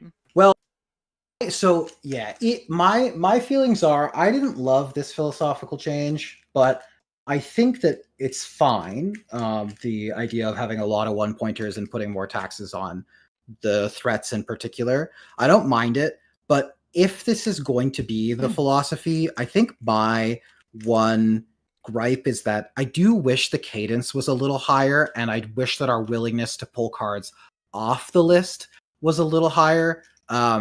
For example, like Reanimate has gone on the list, and from my perspective, is a card that feels pretty heinous to register at one point. And I think that the experiment is like largely failed. And it's also a situation where we did stuff in these two changes where all the red green rock walkers went on the list, like WPA, Frog, all these cards went on the list all at the same time. And all of those changes, even if some of them were being done as an attempt to make blue decks worse, actually secretly just made blue decks better. So I would like to see fewer non-blue fair cards pointed. I think that if the goal is to like broadly pull fair decks down, that the points need to be on the blue cards and not the non-blue cards, because doing stuff like putting fourth to 1 or putting fourth to 2, like some people are suggesting now, although that does impact Jeskai, it also just makes it all the more difficult to play Mardu or Jund or Red Yeah. White. And Mm-hmm. so that's my big thing currently with the points list. I'm totally down with the new philosophy. I wouldn't have done it, but I also think that like change is good and trying new things is a good idea. But I would like the cadence to be a little bit faster. Like I would like to do changes like every 2 months, something like that. And I would like for us to maybe be a little more willing to acknowledge that soft banning one pointed cards that don't go in combo decks is largely pretty bad. Um, uh, Zachary asked specifically, is it time for True Name Nemesis to come off the list? And I don't know how long you've been playing specifically. For me, that's a card that I would never take off the list. We played when it was free, and the games where everyone had True Name in their deck were miserable. It's just like it's not a card that I think is necessarily on the list purely based on power level. It's also on the list because the game quality goes down a lot when it's something that everyone gets to free roll. And I think that's the other type of card that ends up on the points list. And it's why like cards like Mana Drain are on the points list. Like from a power level standpoint, Mana Drain is close in my opinion. But the games where you get drained on turn 2 and they play a 5-drop and you lose are like just so miserable that it has to end up on the list for its And high its rolls. floor is counterspell, which we're already Yeah, playing. and so TNN is like very similar in that regard, where its floor is very low. It's just like an unkillable 3/1. Like that's never that bad, and its ceiling is also very is very high. I think there's Uh, also something to be said about True Name in terms of like um ubiquity on True Name is really bad for aggressive strategies. And mhm, right now, aggressive strategies are not exactly where you want to be. The best aggressive strategy is Boros Taxes, but even they are looking to go bigger now. Like they're playing depletion lands, they're playing as much fast mana as they can because they've realized that like playing 1 drop into 2 drop into 3 drop just isn't like really isn't where good they enough want to be anymore. anymore. And I think Yeah, True Name Ubiquity is just really hard for those decks. Like there are almost no aggressive decks like in blue that play True Name. Like yeah, we used to have Bant Blade and stuff like that, but realistically, like True Name is just gonna start seeing play in like more blue mid range decks, and I just yeah, don't know if they really need the push to right help. now. Like blue mid range decks having a perfect tool to fight for the monarch and the initiative is not something that I Yeah, think like you want, two right? mechanics that Like, you really want against blue mid range because they feel like they balance out the matchups a lot. Like yeah, exactly. Okay, we got some other questions. We have, how do we feel about Boros double strike? I don't know. Ship me a list. I'm I haven't intrigued. thought about it if I'm being honest. Yeah, So yeah. is I would look at a list, but I know like Naya double strike is a list people have played. I don't know if you can cut green and just be red white, but uh, I sounds okay. I think the floor there is not like crazy low. It might just be like reasonable enough. I know we keep getting more double strike creatures, which is good. And then Four String Domination asks, what would be the best 2-color deck to get into the format? Uh, this is an interesting question. I think it depends on what get into the format means. So, I think like, I think the best way like the way I would want to answer this question is like okay, if you want to play if you really like elves and you want to play like mana creatures, Craterhoof with a splash, like mono green Craterhoof mhm. splashing 1 color is a great place to start. If you like White Weenie or more aggressive decks, I would start with Boros. Um if you like tempo oriented strategies, I would play blue red or blue black.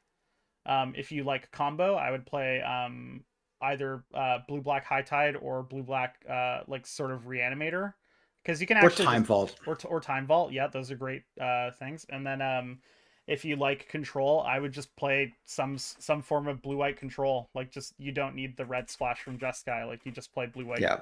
good cards. Or Yeah. you could play Blue Moon. That's the other control option. Yeah, yeah, totally.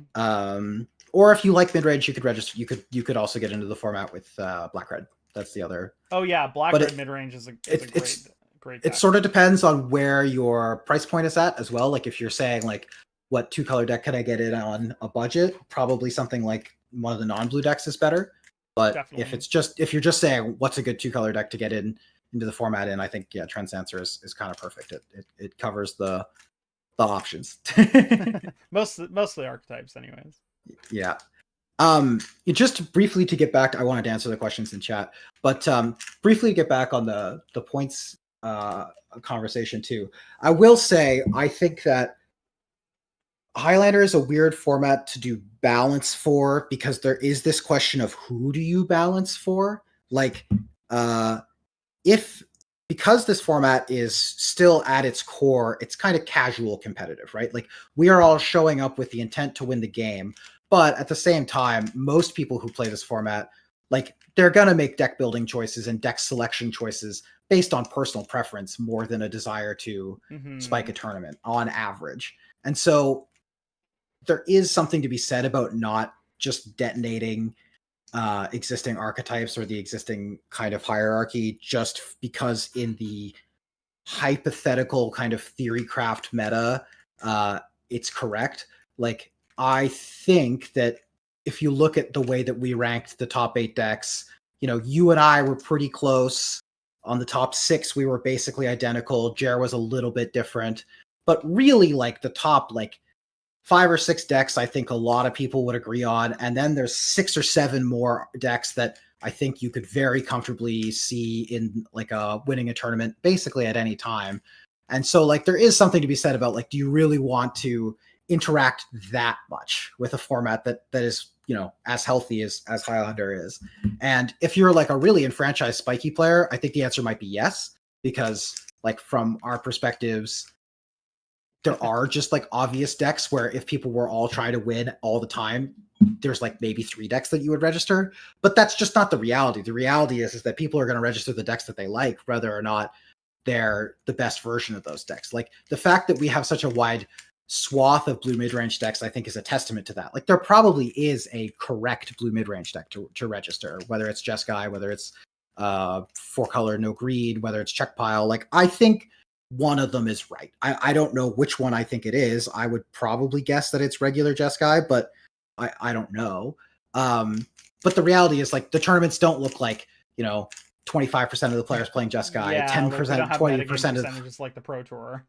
exactly. Like the metagame percentages are like 5% of players have registered Jeskai or something. And so there's something to be said about, I think, a bit more of a light touch sometimes. And obviously, like I'm someone who, like, I think about game design a lot. I play a lot of card games and a lot of games. And so my desire and proclivity is always going to be towards tuning more. But that's something that I consciously have to fight against when I'm thinking about something specifically like the points list, because there are just so many levers to turn that I think you can kind of get enchanted with the idea of like, we can find the perfect format. We can balance it to the point where 40 decks are playable and nothing's the best. And realistically, even if that was possible, is that worth the pain of potentially messing stuff up along the way? I think that's and even if that's the case, like it'll never be the case, because people will, if everything was equal, people would play what they like, and then the majority of people who like, say for example, blue mid-range come out, and then they maybe have an outsized effect on the metagame, and then all of a sudden things aren't equal anymore because some other deck that has a better matchup against blue mid-range becomes better, like because of that. So yeah, Highlander, really hard format to balance for sure. Yeah. Would we could putting take like sorry. No, go for it. I was just gonna move on to another question. So if you have something to say, like feel free. No, go for it. But would putting recall to 10 kill the format? I have an answer. No. No, it'd be fine. I mean, it would. I don't think it's correct. Like I don't. No, I don't either. But do it. But the thing that I've been trying to harp on about these blue mid range decks, and this is sort of my soapbox, is blue mid-range decks are really good in this format because every game you play, your cards have really high variable rate based on what's happening in that game. And counter spells break that symmetry between your cards and your opponent's cards, because you get to choose what is good based on the variable rate of the card like in that game at that moment when they cast the card. And so counter spells are like really good in this format as long as you live to the point where you can cast them. So like there have been periods where counter spells haven't been that good for like a bunch of different reasons, but for the most part in your average game of Magic where like they don't have, their mana crypt draw, they don't have double mox draws, etc., like counter spells are just really really good because you get to determine. It feels like limited, like in limited sometimes you are holding up a counter spell and they cast a creature that just is completely irrelevant, and you're like, cool, and I just get to counter their next thing. And that's kind of what blue mid-range decks feel like. So even if you had recall at 10, those decks would still feel like that, regardless of what point spreads you play, as long as they're packing that like sort of original suite of interaction. Yeah, I think that's a really cat in the background. That's a really that's a really good point. Like it's actually has less to do with the recall of the situation and more to do with the fact that recall is the card that you feel like you are losing to, and you are losing to it. You are losing to recall. But the other part of it is just that like the blue mid-range decks just do very powerful things that no other deck in the format gets to do. But yeah, if recall went to 10 and we also like continue one pointing threats and stuff, like, yeah, I mean, realistically, the blue mid-range decks would have to move away from being on recall spreads. But like for context, like at Yellow Jacket this year, like council member Sasha has won 2 QPs playing triple Mox, WPA, Jeskai Stoneblade, which is like maybe 15 cards different from Trent's kind of more controlling ancestral list, right? So it's like blue will find a way. Like there are always going to be Yeah. ways for the blue decks to be good, and pointing recall to the point where it no longer makes sense to put it in your deck isn't going to necessarily break the format. I think the format it would be worse without recall. I think it's kind of reached the point of being a bit of a sacred cow in some ways, where like it should probably be playable in Highlander. Like it just is. It's It just just fun is to like cast. Like, I it's don't a know. core. It's a cornerstone, but yeah. Okay, we have a bunch more questions. In regards to balancing the points list, do you think there is a desire to resuscitate archetypes when they fade away because of points changes, or cards that make cards on the list less offensive? Yeah, I think in general, at least when I was on the council, you're always happier to be able to be allowed to take cards off the list than you are to put cards on the Totally. list. It's almost always easier to balance by turning the lever of something up than it is by turning the lever of something down. Like in the past, that's how we've run into issues. And I actually think that prior to the most recent points changes that put Mystical up by one or that put Merchant Scroll up by one, we were kind of seeing the effects of repeated reductions to combo cards in the name of trying to like bring those archetypes back into the format. It sort of eventually hit a point where the combination of reducing a bunch of combo cards and increasing a bunch of fair cards hit this point where I do think prior to the Merchant Scroll pointing, Flash Hulk was probably the best deck in the format. Like again, we're talking about this like hypothetical like version of the format. Storm, like yeah, where everyone is trying to win 100% of the time and would be willing to register the exact same 100 as someone else if they thought it would increase their odds of doing so. But in general, yeah, you would rather unpoint things. It's just hard to do. It's a lot harder to achieve balance by unpointing than it is by pointing. but you sometimes get there. Like unpointing Survival the Fittest is a great example.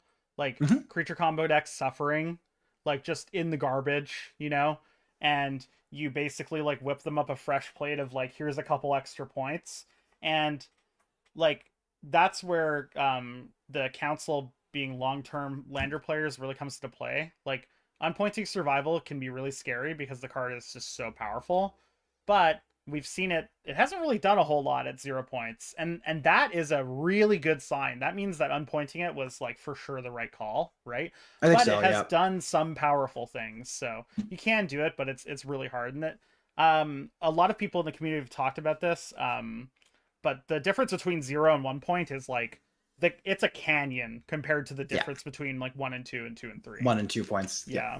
The most important point is the first one. Yeah. And obviously, I mean, it's okay, we'll try and get through these questions. Will there be a burn spell power ranking? Is it worth going past Riftbolt?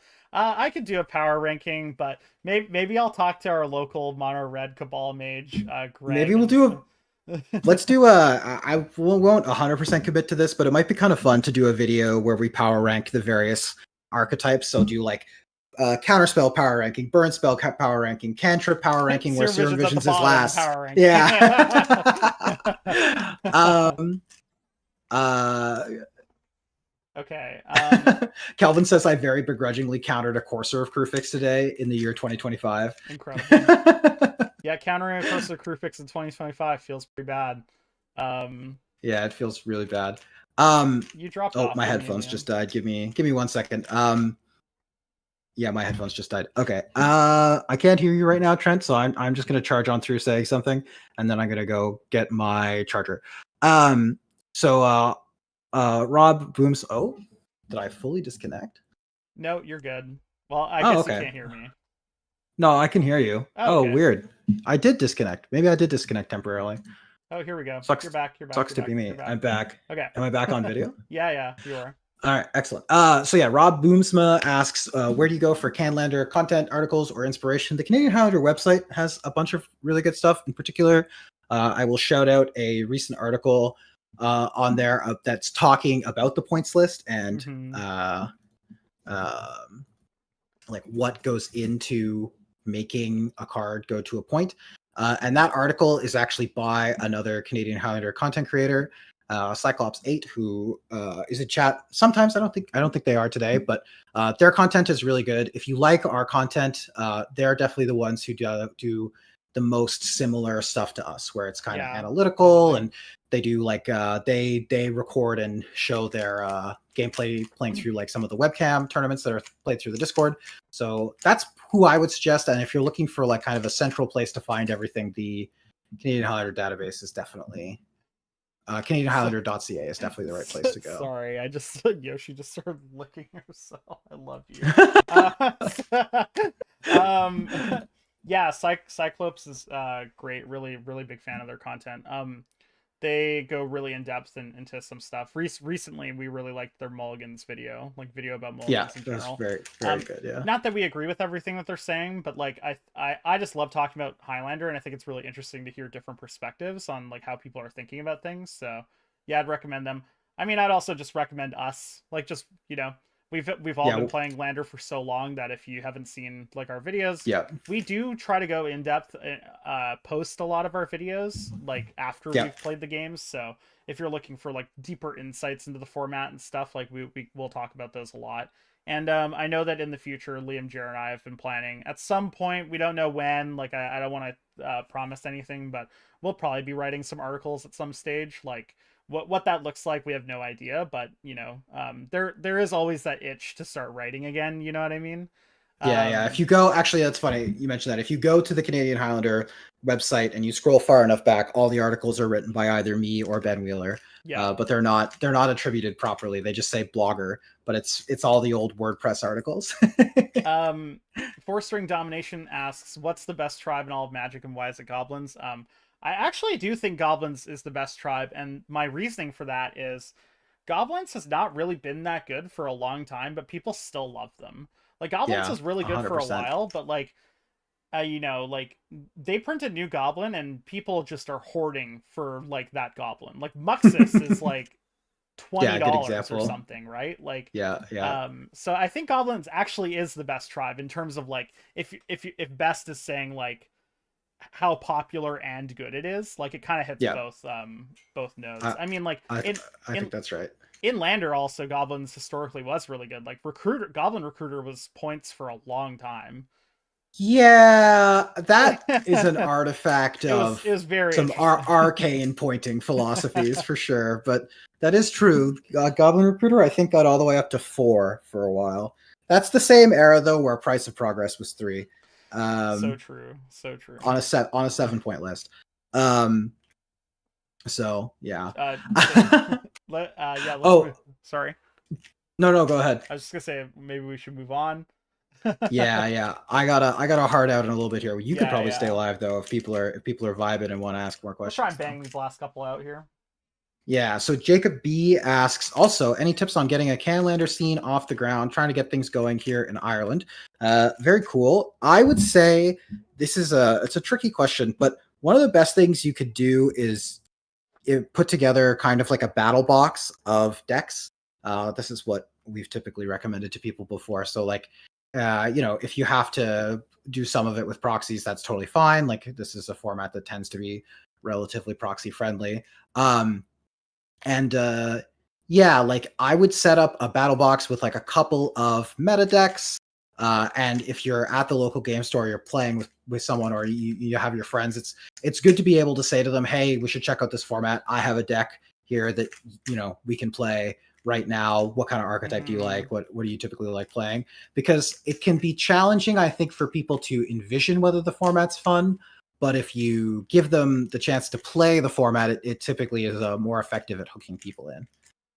I totally agree with everything that you said there.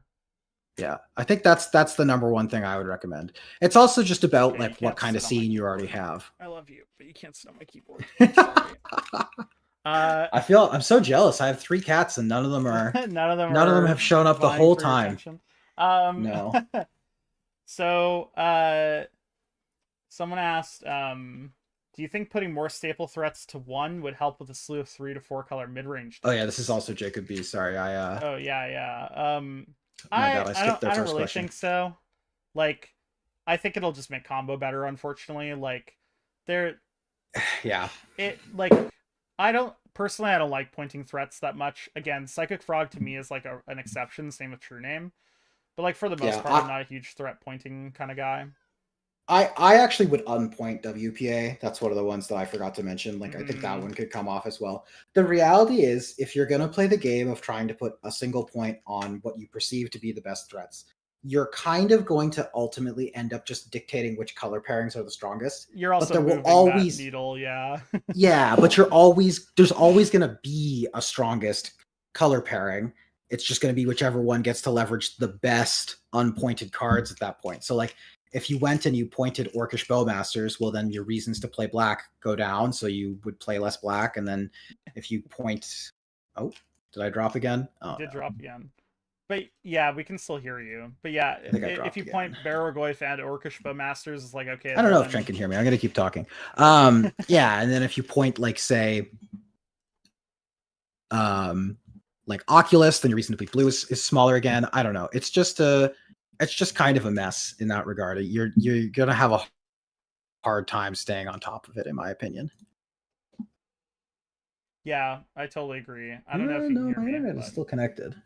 I think I just disappeared. I'm trying to fix it right now. Stream together has been nice, but unfortunately, not ideal. I think I died, Liam says in the chat. Can you still hear me, chat? They can. They can hear you. I guess you can't hear me, so. Oh, nice. All right, I can still be heard. My video is just not showing on the stream. Love that for us. Okay, hold on. Let's see if we can fix that part.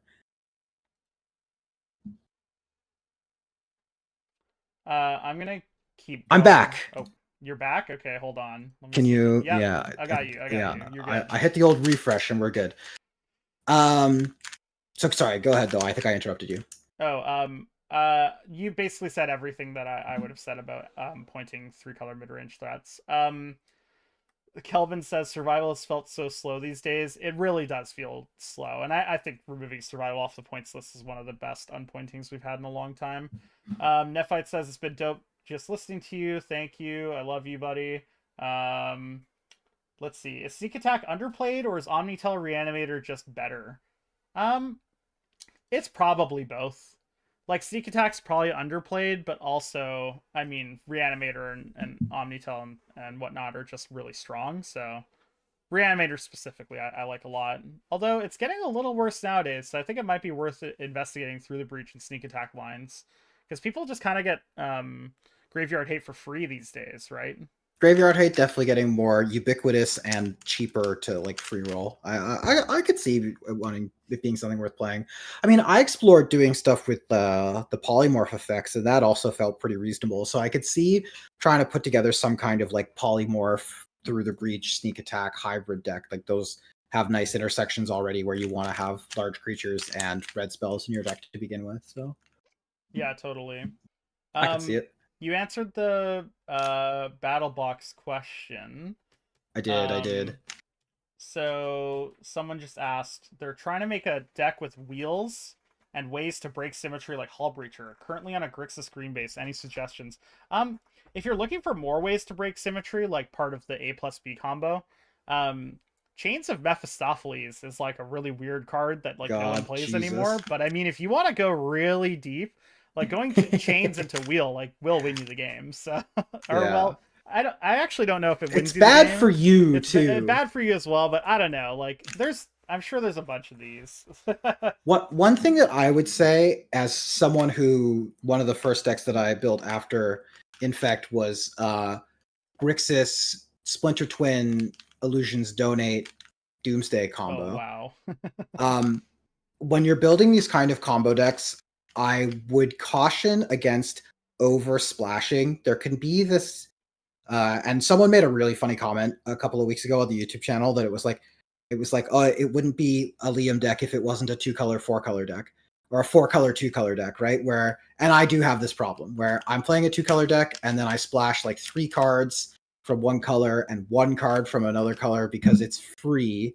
And I think you can kind of end up putting yourself in a situation where your mana base is going to be really taxed and you're going to have a harder time casting your spells.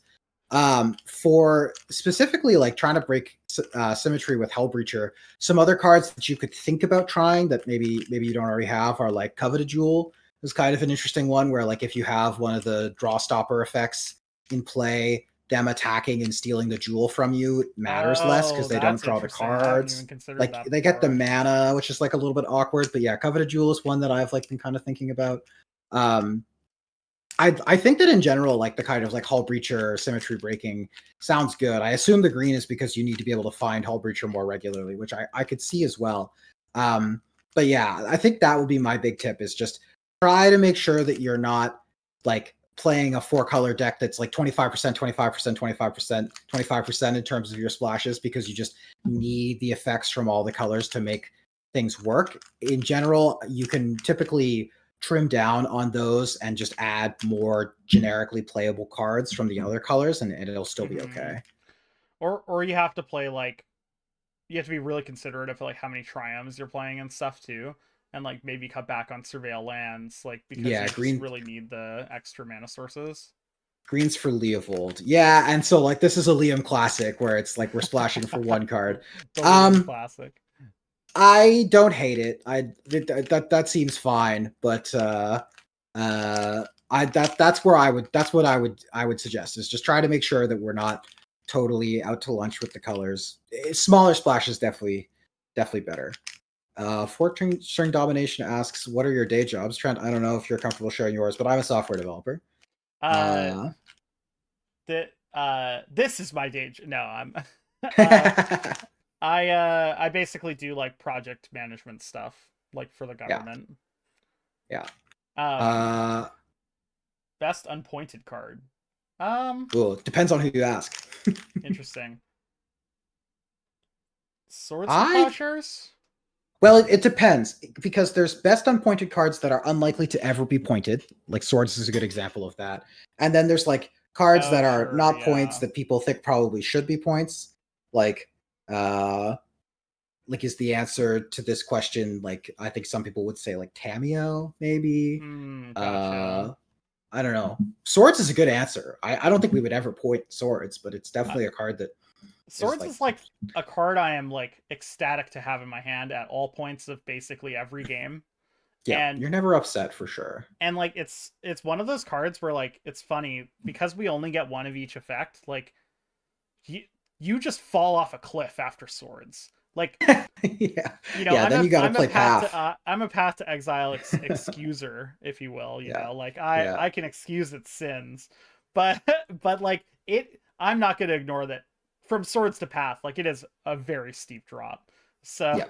100%. 100%. yeah, Force of Will Um, could be in there, Kieran. Like I yeah, Force is reasonable. Spell Seeker is reasonable, probably.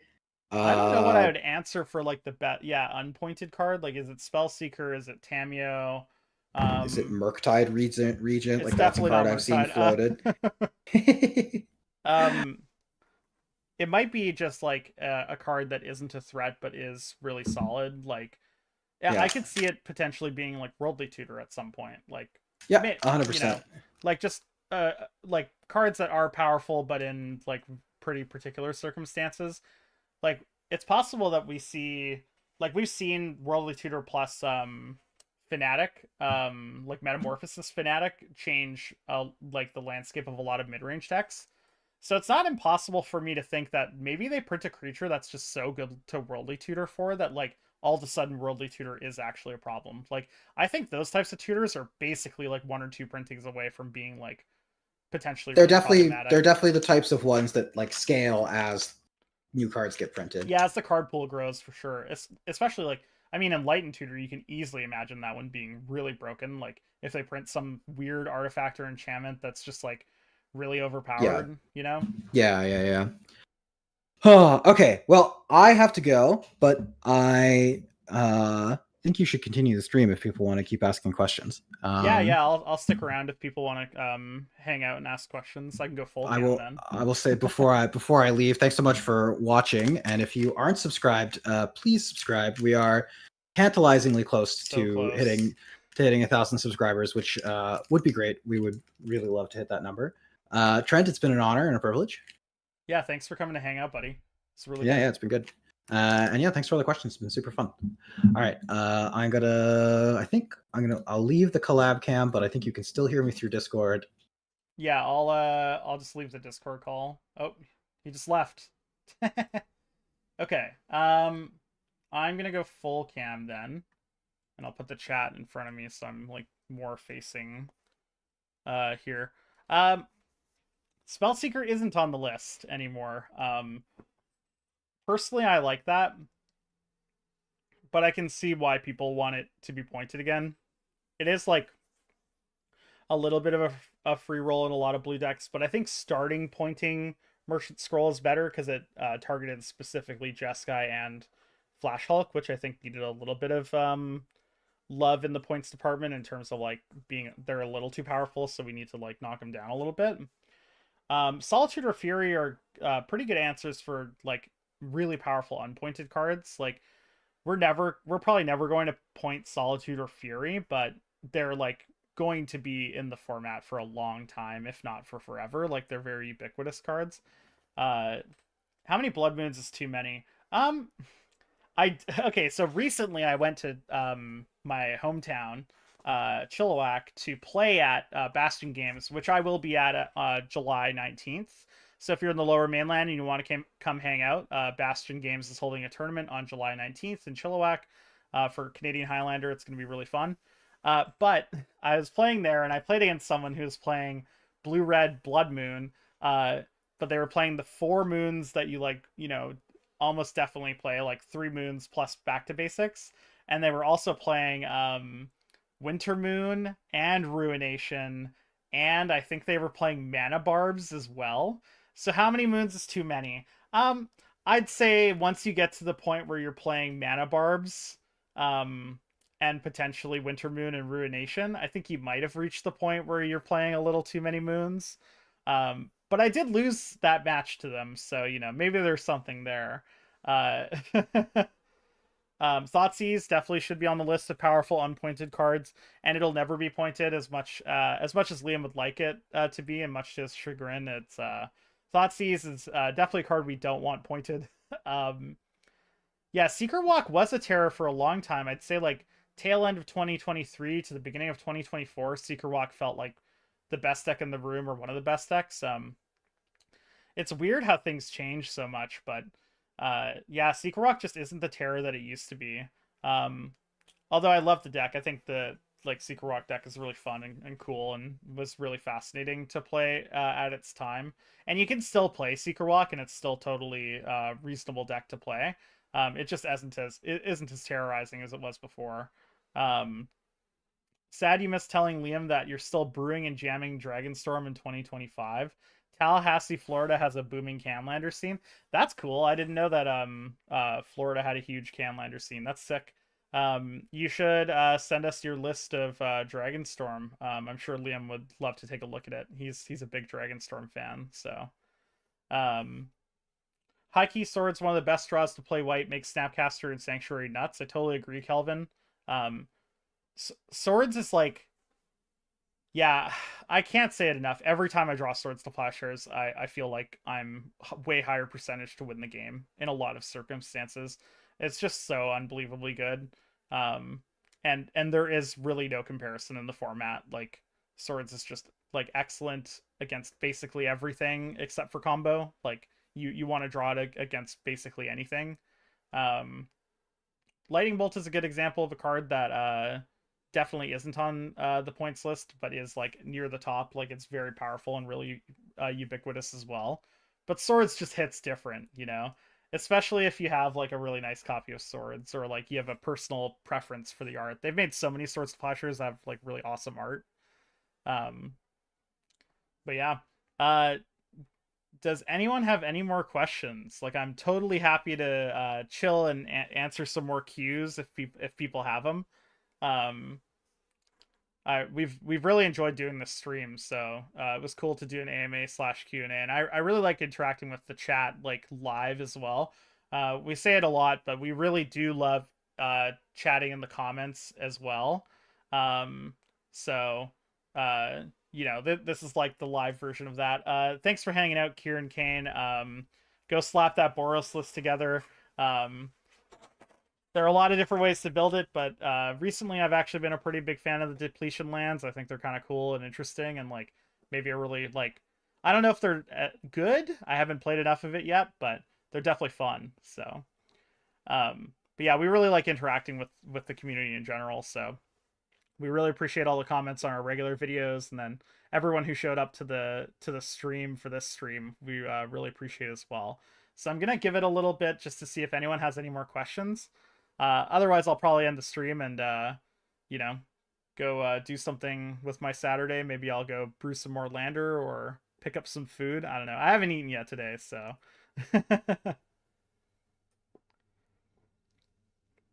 Yeah, rejig the battle box, get some people into the format. I think I think part of like what Liam might have not mentioned is if you want to get people into the format, a lot of the time you can play like the format with edited commander decks, like commander decks that like have a little bit of like that are a little more competitive. Like the commander decks that they're making nowadays, I know someone asked this as like sort of a joke question, like why is they, I think their question was like, why is the best or what's the best precon to turn into a Canlander deck, and why is it the one that has both Barogoyf and Pyrogoyf? But the reality is like the commander precons actually have like pretty powerful stuff going on. They're just missing in a couple of areas. So like I think if you wanted to try and get people to jam Lander, but they already have existing commander decks, like especially if they're playing like CDH, for example, like you can definitely like edit a bunch of those decks to be potentially playable. Kelvin's asking, what do you think is the worst deck you've ever won a tournament with? That one's really easy, and it's the first Highlander win I ever had. It's a deck called the Slow Burn. So I'm actually going to show you my screen here because I'm going to find this. I'm going to find this card. Give me 1 second here. Going to close this AMA doc. Okay, so the deck is called the Slow Burn, and the reason that I played it was because I didn't own enough cards for Lander at the time, and I wanted to play Craterhoof, but I didn't have like Natural Order, etc. We didn't have a proxy rule at the time, so you had to own every card unless you had silver, or sorry, not silver, gold bordered versions of that card. So, oh, uh, so the Slow Burn is a burn deck that plays cards like Flame Break, okay, and Hoof was really like big at the time, and so I played it's a mono red deck that basically plays cards like Flame Break and Earthquake and continues to play those cards so that Hoof can never get out from under like these cards. Like they just can't develop because they don't have that many lands. Like at the time we were playing like pretty low land count in Hoof. And also like all the elves are so vulnerable. Like if you were here early in the stream, I was talking about like Masked Admirers is a 4-mana 3/2 that draws a card. Like Voltani's Acolyte's a 2-mana 2/1 with Echo that draws a card. So I take the Slow Burn, and I actually borrowed the deck because I didn't have the cards myself. So I borrowed the deck from a local, and I played the Slow Burn. So fun. This deck was just like so awesome, but it was really bad. Like it it basically depended on your opponent not doing a whole lot. It could never beat combo, like ever. You were probably a dog to control as well. But I just played against enough creature decks and hoof decks that like I just flame breaked them into oblivion. And then in the finals, this is like sort of the start of like um oh this is sort of the start of like this long tradition of me being Ben's like Ben Wheeler's sort of like like stopgap is my first Highlander win ever is with the Slow Burn, and I was playing against Ben in the finals, and Ben was playing Critterhoof. So we like sat down for the finals and like Ben knows what I'm playing, and he's just like, yeah, land of a elf, and I'm like, land go, and he's like, land elf go, and I'm like, pyroclasm, like it was pretty anticlimactic to say the least. So that's definitely the worst deck I've ever won a tournament with. Like the first time I ever won, I was just playing this like if you looked at it now, you'd be like, how does this deck ever win? Like ever. And even if you looked at it then, you should have looked at the deck like, how does this deck ever win? I play a lot of CDH so I could shuffle those up. Yeah, I think CDH I mean CDH isn't a perfect like port over to Canlander because like you're missing a lot of like mid-range and aggro decks that you could be playing, but like if you have a lot of C8H cards, you probably have a lot of cards that fill different combo roles. So that's the thing, Kelvin. Like you flame break them and then they rebuild and then you cast earthquake and then they rebuild and then you cast subterranean tremors for like 8 or whatever and they just like lose on the spot. It was so funny. I don't even know if subterranean tremors was like printed at that point, but it was sweet nonetheless. If I can, I'll dig up the deck list and maybe post it on the channel. But yeah, I it was so long ago, and the deck was so bad. I think I won with like Thundermaw Hellkite. Like that was like my best creature. Like just play Thundermaw and attack. So good. Liam K just got here. Uh, any recommendations on first combo decks? I played an Esper mid-range deck and a Bant tokens deck currently. Um, I think like for your first combo deck, I would draw. Sorry, my cat is trying to brick my computer. Um, I would draw inspiration from other archetypes that you've played in other formats. So like let's say for example you were a fan of Pyromancer's Ascension Storm, like in modern, then I would look to be playing something like Breach Storm because it's sort of the closest like analog to that. Um, I would also say um, if you're looking at playing combo, like you could play combo but also play more creatures because you said you're playing Esper midrange and a Bant tokens deck currently. So maybe you should be trying more of a creature based combo deck like Nadu, or maybe you would like something like Craterhoof Behemoth, which isn't technically a combo deck, but it plays very similarly to a combo deck because it's sort of like a velocity combo deck in a way. Um, so I think those would be my recommendations. But realistically, if you're looking at moving into your first combo deck in the format, I would just look and see like what you find interesting and what you care about. So like decks like Vault and Reanimator are like they have a totally different play style than things like Citadel Storm or High Tide. Um, they're more deterministic. So if you like the challenge of like how do I fight through my opponent's interaction to gain advantage and ultimately be able to resolve my more like deterministic style combo, then like those combo decks would be for you. But if you like more velocity based decks, like decks where you really are building into something and maybe they're a little more fragile but they have some more power to them as well, then I would look at things like Citadel Storm or Breach Storm or High Tide or whatever else. Even again things like Craterhoof Behemoth. It's interesting because like when we think of combo decks, we often don't think about like decks like Craterhoof or even Burn, for example, being combo esque, but realistically, Craterhoof is like a combo deck, and Burn to an extent is also a combo deck, like Mono Red. Except your combos are a little different, right? Like historically, Burn and like Legacy and Modern, etc. The combo is that you cast 7 spells that deal 3 damage, right? So yeah, great question, Liam K. I think I would start with basically wherever, but since you're playing mostly mid-range and Bant tokens, I would say like maybe a creature combo deck is probably where you want to be with a fair game plan. So I would recommend like Nadu. I played Nadu a little bit recently, and it's cool because like you can win a lot of games just with like regular combat, etc. You prefer deterministic and less fragile decks as more of a mid-range player? That makes a lot of sense. Yeah. Um, if that's the case and you're looking at deterministic style combos, um, I will say that Reanimator is a great deck to build if you plan on going to tournaments where they don't allow proxies. Um, because then the most expensive cards in your Reanimator deck are basically your dual lands. Um, but you're able to play a wider point spread with like Demonic Tutor, Vampiric Tutor, etc.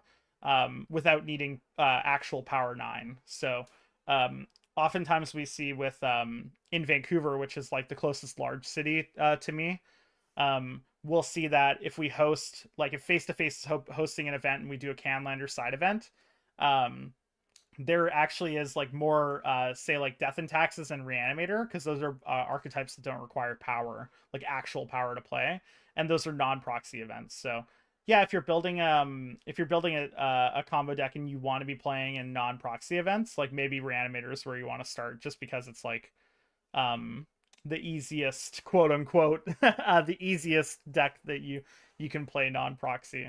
I mean, you still got to get your underground sea from somewhere, but you know, it's a little less expensive than say like Ancestral Recall or Mox Emerald or whatever.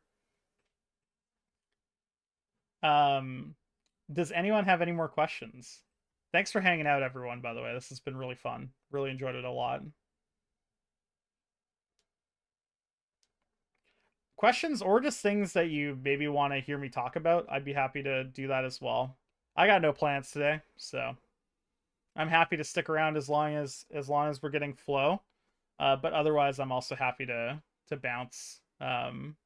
Whatever works for everyone else. I'm pretty easygoing. So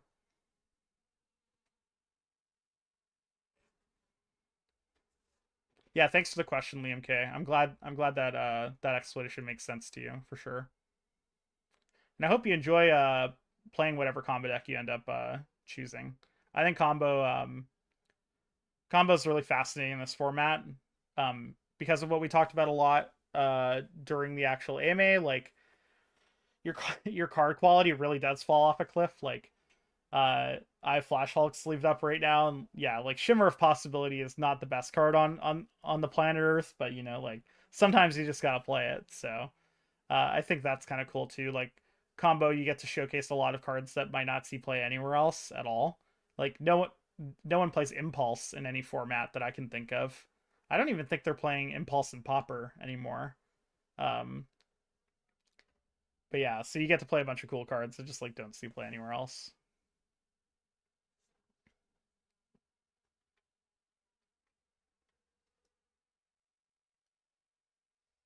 Oh, I guess I would ask a question of all of you as we're winding down. How did you like the AMA, or the Q&A? Um, was there anything that we could have done differently or better, or things that we might have missed that you think would have made the experience better for you as a viewer? Um, at some point, I'm sure we'll do another AMA or Q&A, or when we stream, we'll be taking questions. So um, I'll answer this question from TPZ. Well, people can give us some feedback or comments on how the stream went, and like what they enjoyed and what they would like to see in the future. Are all combo decks in the current format either control decks or mid-range decks with a combo line in them? No, there are a lot of really pure combo decks, like decks that are basically just trying to go really fast. We actually think those decks are some of the best combo decks right now, like Citadel Storm and Flash Hulk. But there are a lot of combo decks that do fit into the control slash mid range deck category. So like control combo decks that would be popular right now are Scapeshift. That's probably like sort of the pinnacle of a control combo deck. Um, and then mid range decks with combo lines in them are pretty plentiful. Like a lot of mid range decks, if you're playing say green white, a lot of people will play Devoted Druid plus uh oh, what's that card called? One mana enchantment. It makes Devoted Druid a vehicle, so you can just tap it infinitely. Swift reconfiguration. Um, so yeah, not all of the combo decks are like. I don't even think Reanimator is necessarily a control deck either. Depending on how you build it, like you can build faster Reanimator, and it has some controlling elements, but for the most part, it's a combo deck that's just trying to get like some big creature into play. Um, but yeah, so I wouldn't categorize the format as like combo decks in the current format are control or mid range. I think there's like a wide variety of them. Um, AD Talk says jamming taxes lists regularly at LGS has just been good enough. All the unfair decks, yeah. um, I love jamming taxes lists into unfair decks because like, and Death and Taxes as an archetype in general holds a special place in my heart, mostly because I'm just really enamored with that type of gameplay. Like I love the idea when I first started playing Legacy a long time ago. Death and Taxes was a control deck, like that's what people would tell you. Like like it looks like White Weenie, but it's actually a control deck, and I think that's just really charming. Um, Death and Taxes lists and Lander are a little bit different because you don't have the same density the best of the best disruption creatures. But we are getting more and more now, and you can definitely build your deck to be more and more disruptive. Um, at the cost of losing some power in those mid-range matchups. So yeah, Death and Taxes is super fun. Really like that archetype. Boros is sort of overtaking it right now as like what people want to be playing, and it's gone a little away from the taxing elements of the deck. Like you are still playing some of the best ones, but you're not sleeving up like your imposing sovereigns, for example. Um, but yeah, back to my previous question. What did everyone like about the stream, or is there anything that we could have done differently that would have made the viewing experience better? Um, we really want to try and do our best to grow our content and the channel in general.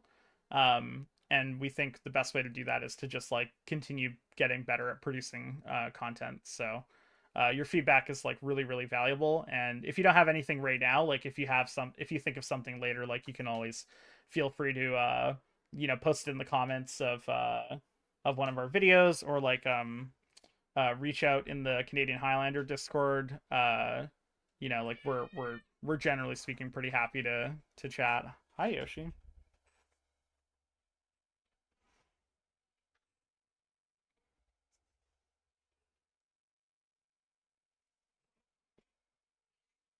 You're so cute.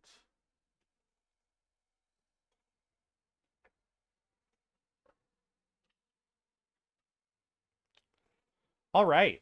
Uh I think with that then, I'm gonna end the stream, close it up. We did a good 2.5 hours. For everyone that's still here, this will be edited at some point and we'll post it on the channel. But there is a VOD if you showed up later. The VOD should automatically load on YouTube, so there shouldn't be any work that needs to be done on that. But um, we should be posting like an edited version of this. It won't be like too edited, but just to like trim off the sort of beginning of the stream and maybe the end here. So stay tuned for that. But otherwise, we really appreciate everyone that follows and subscribes and watches our stuff in general. Like it's been really cool. So um yeah.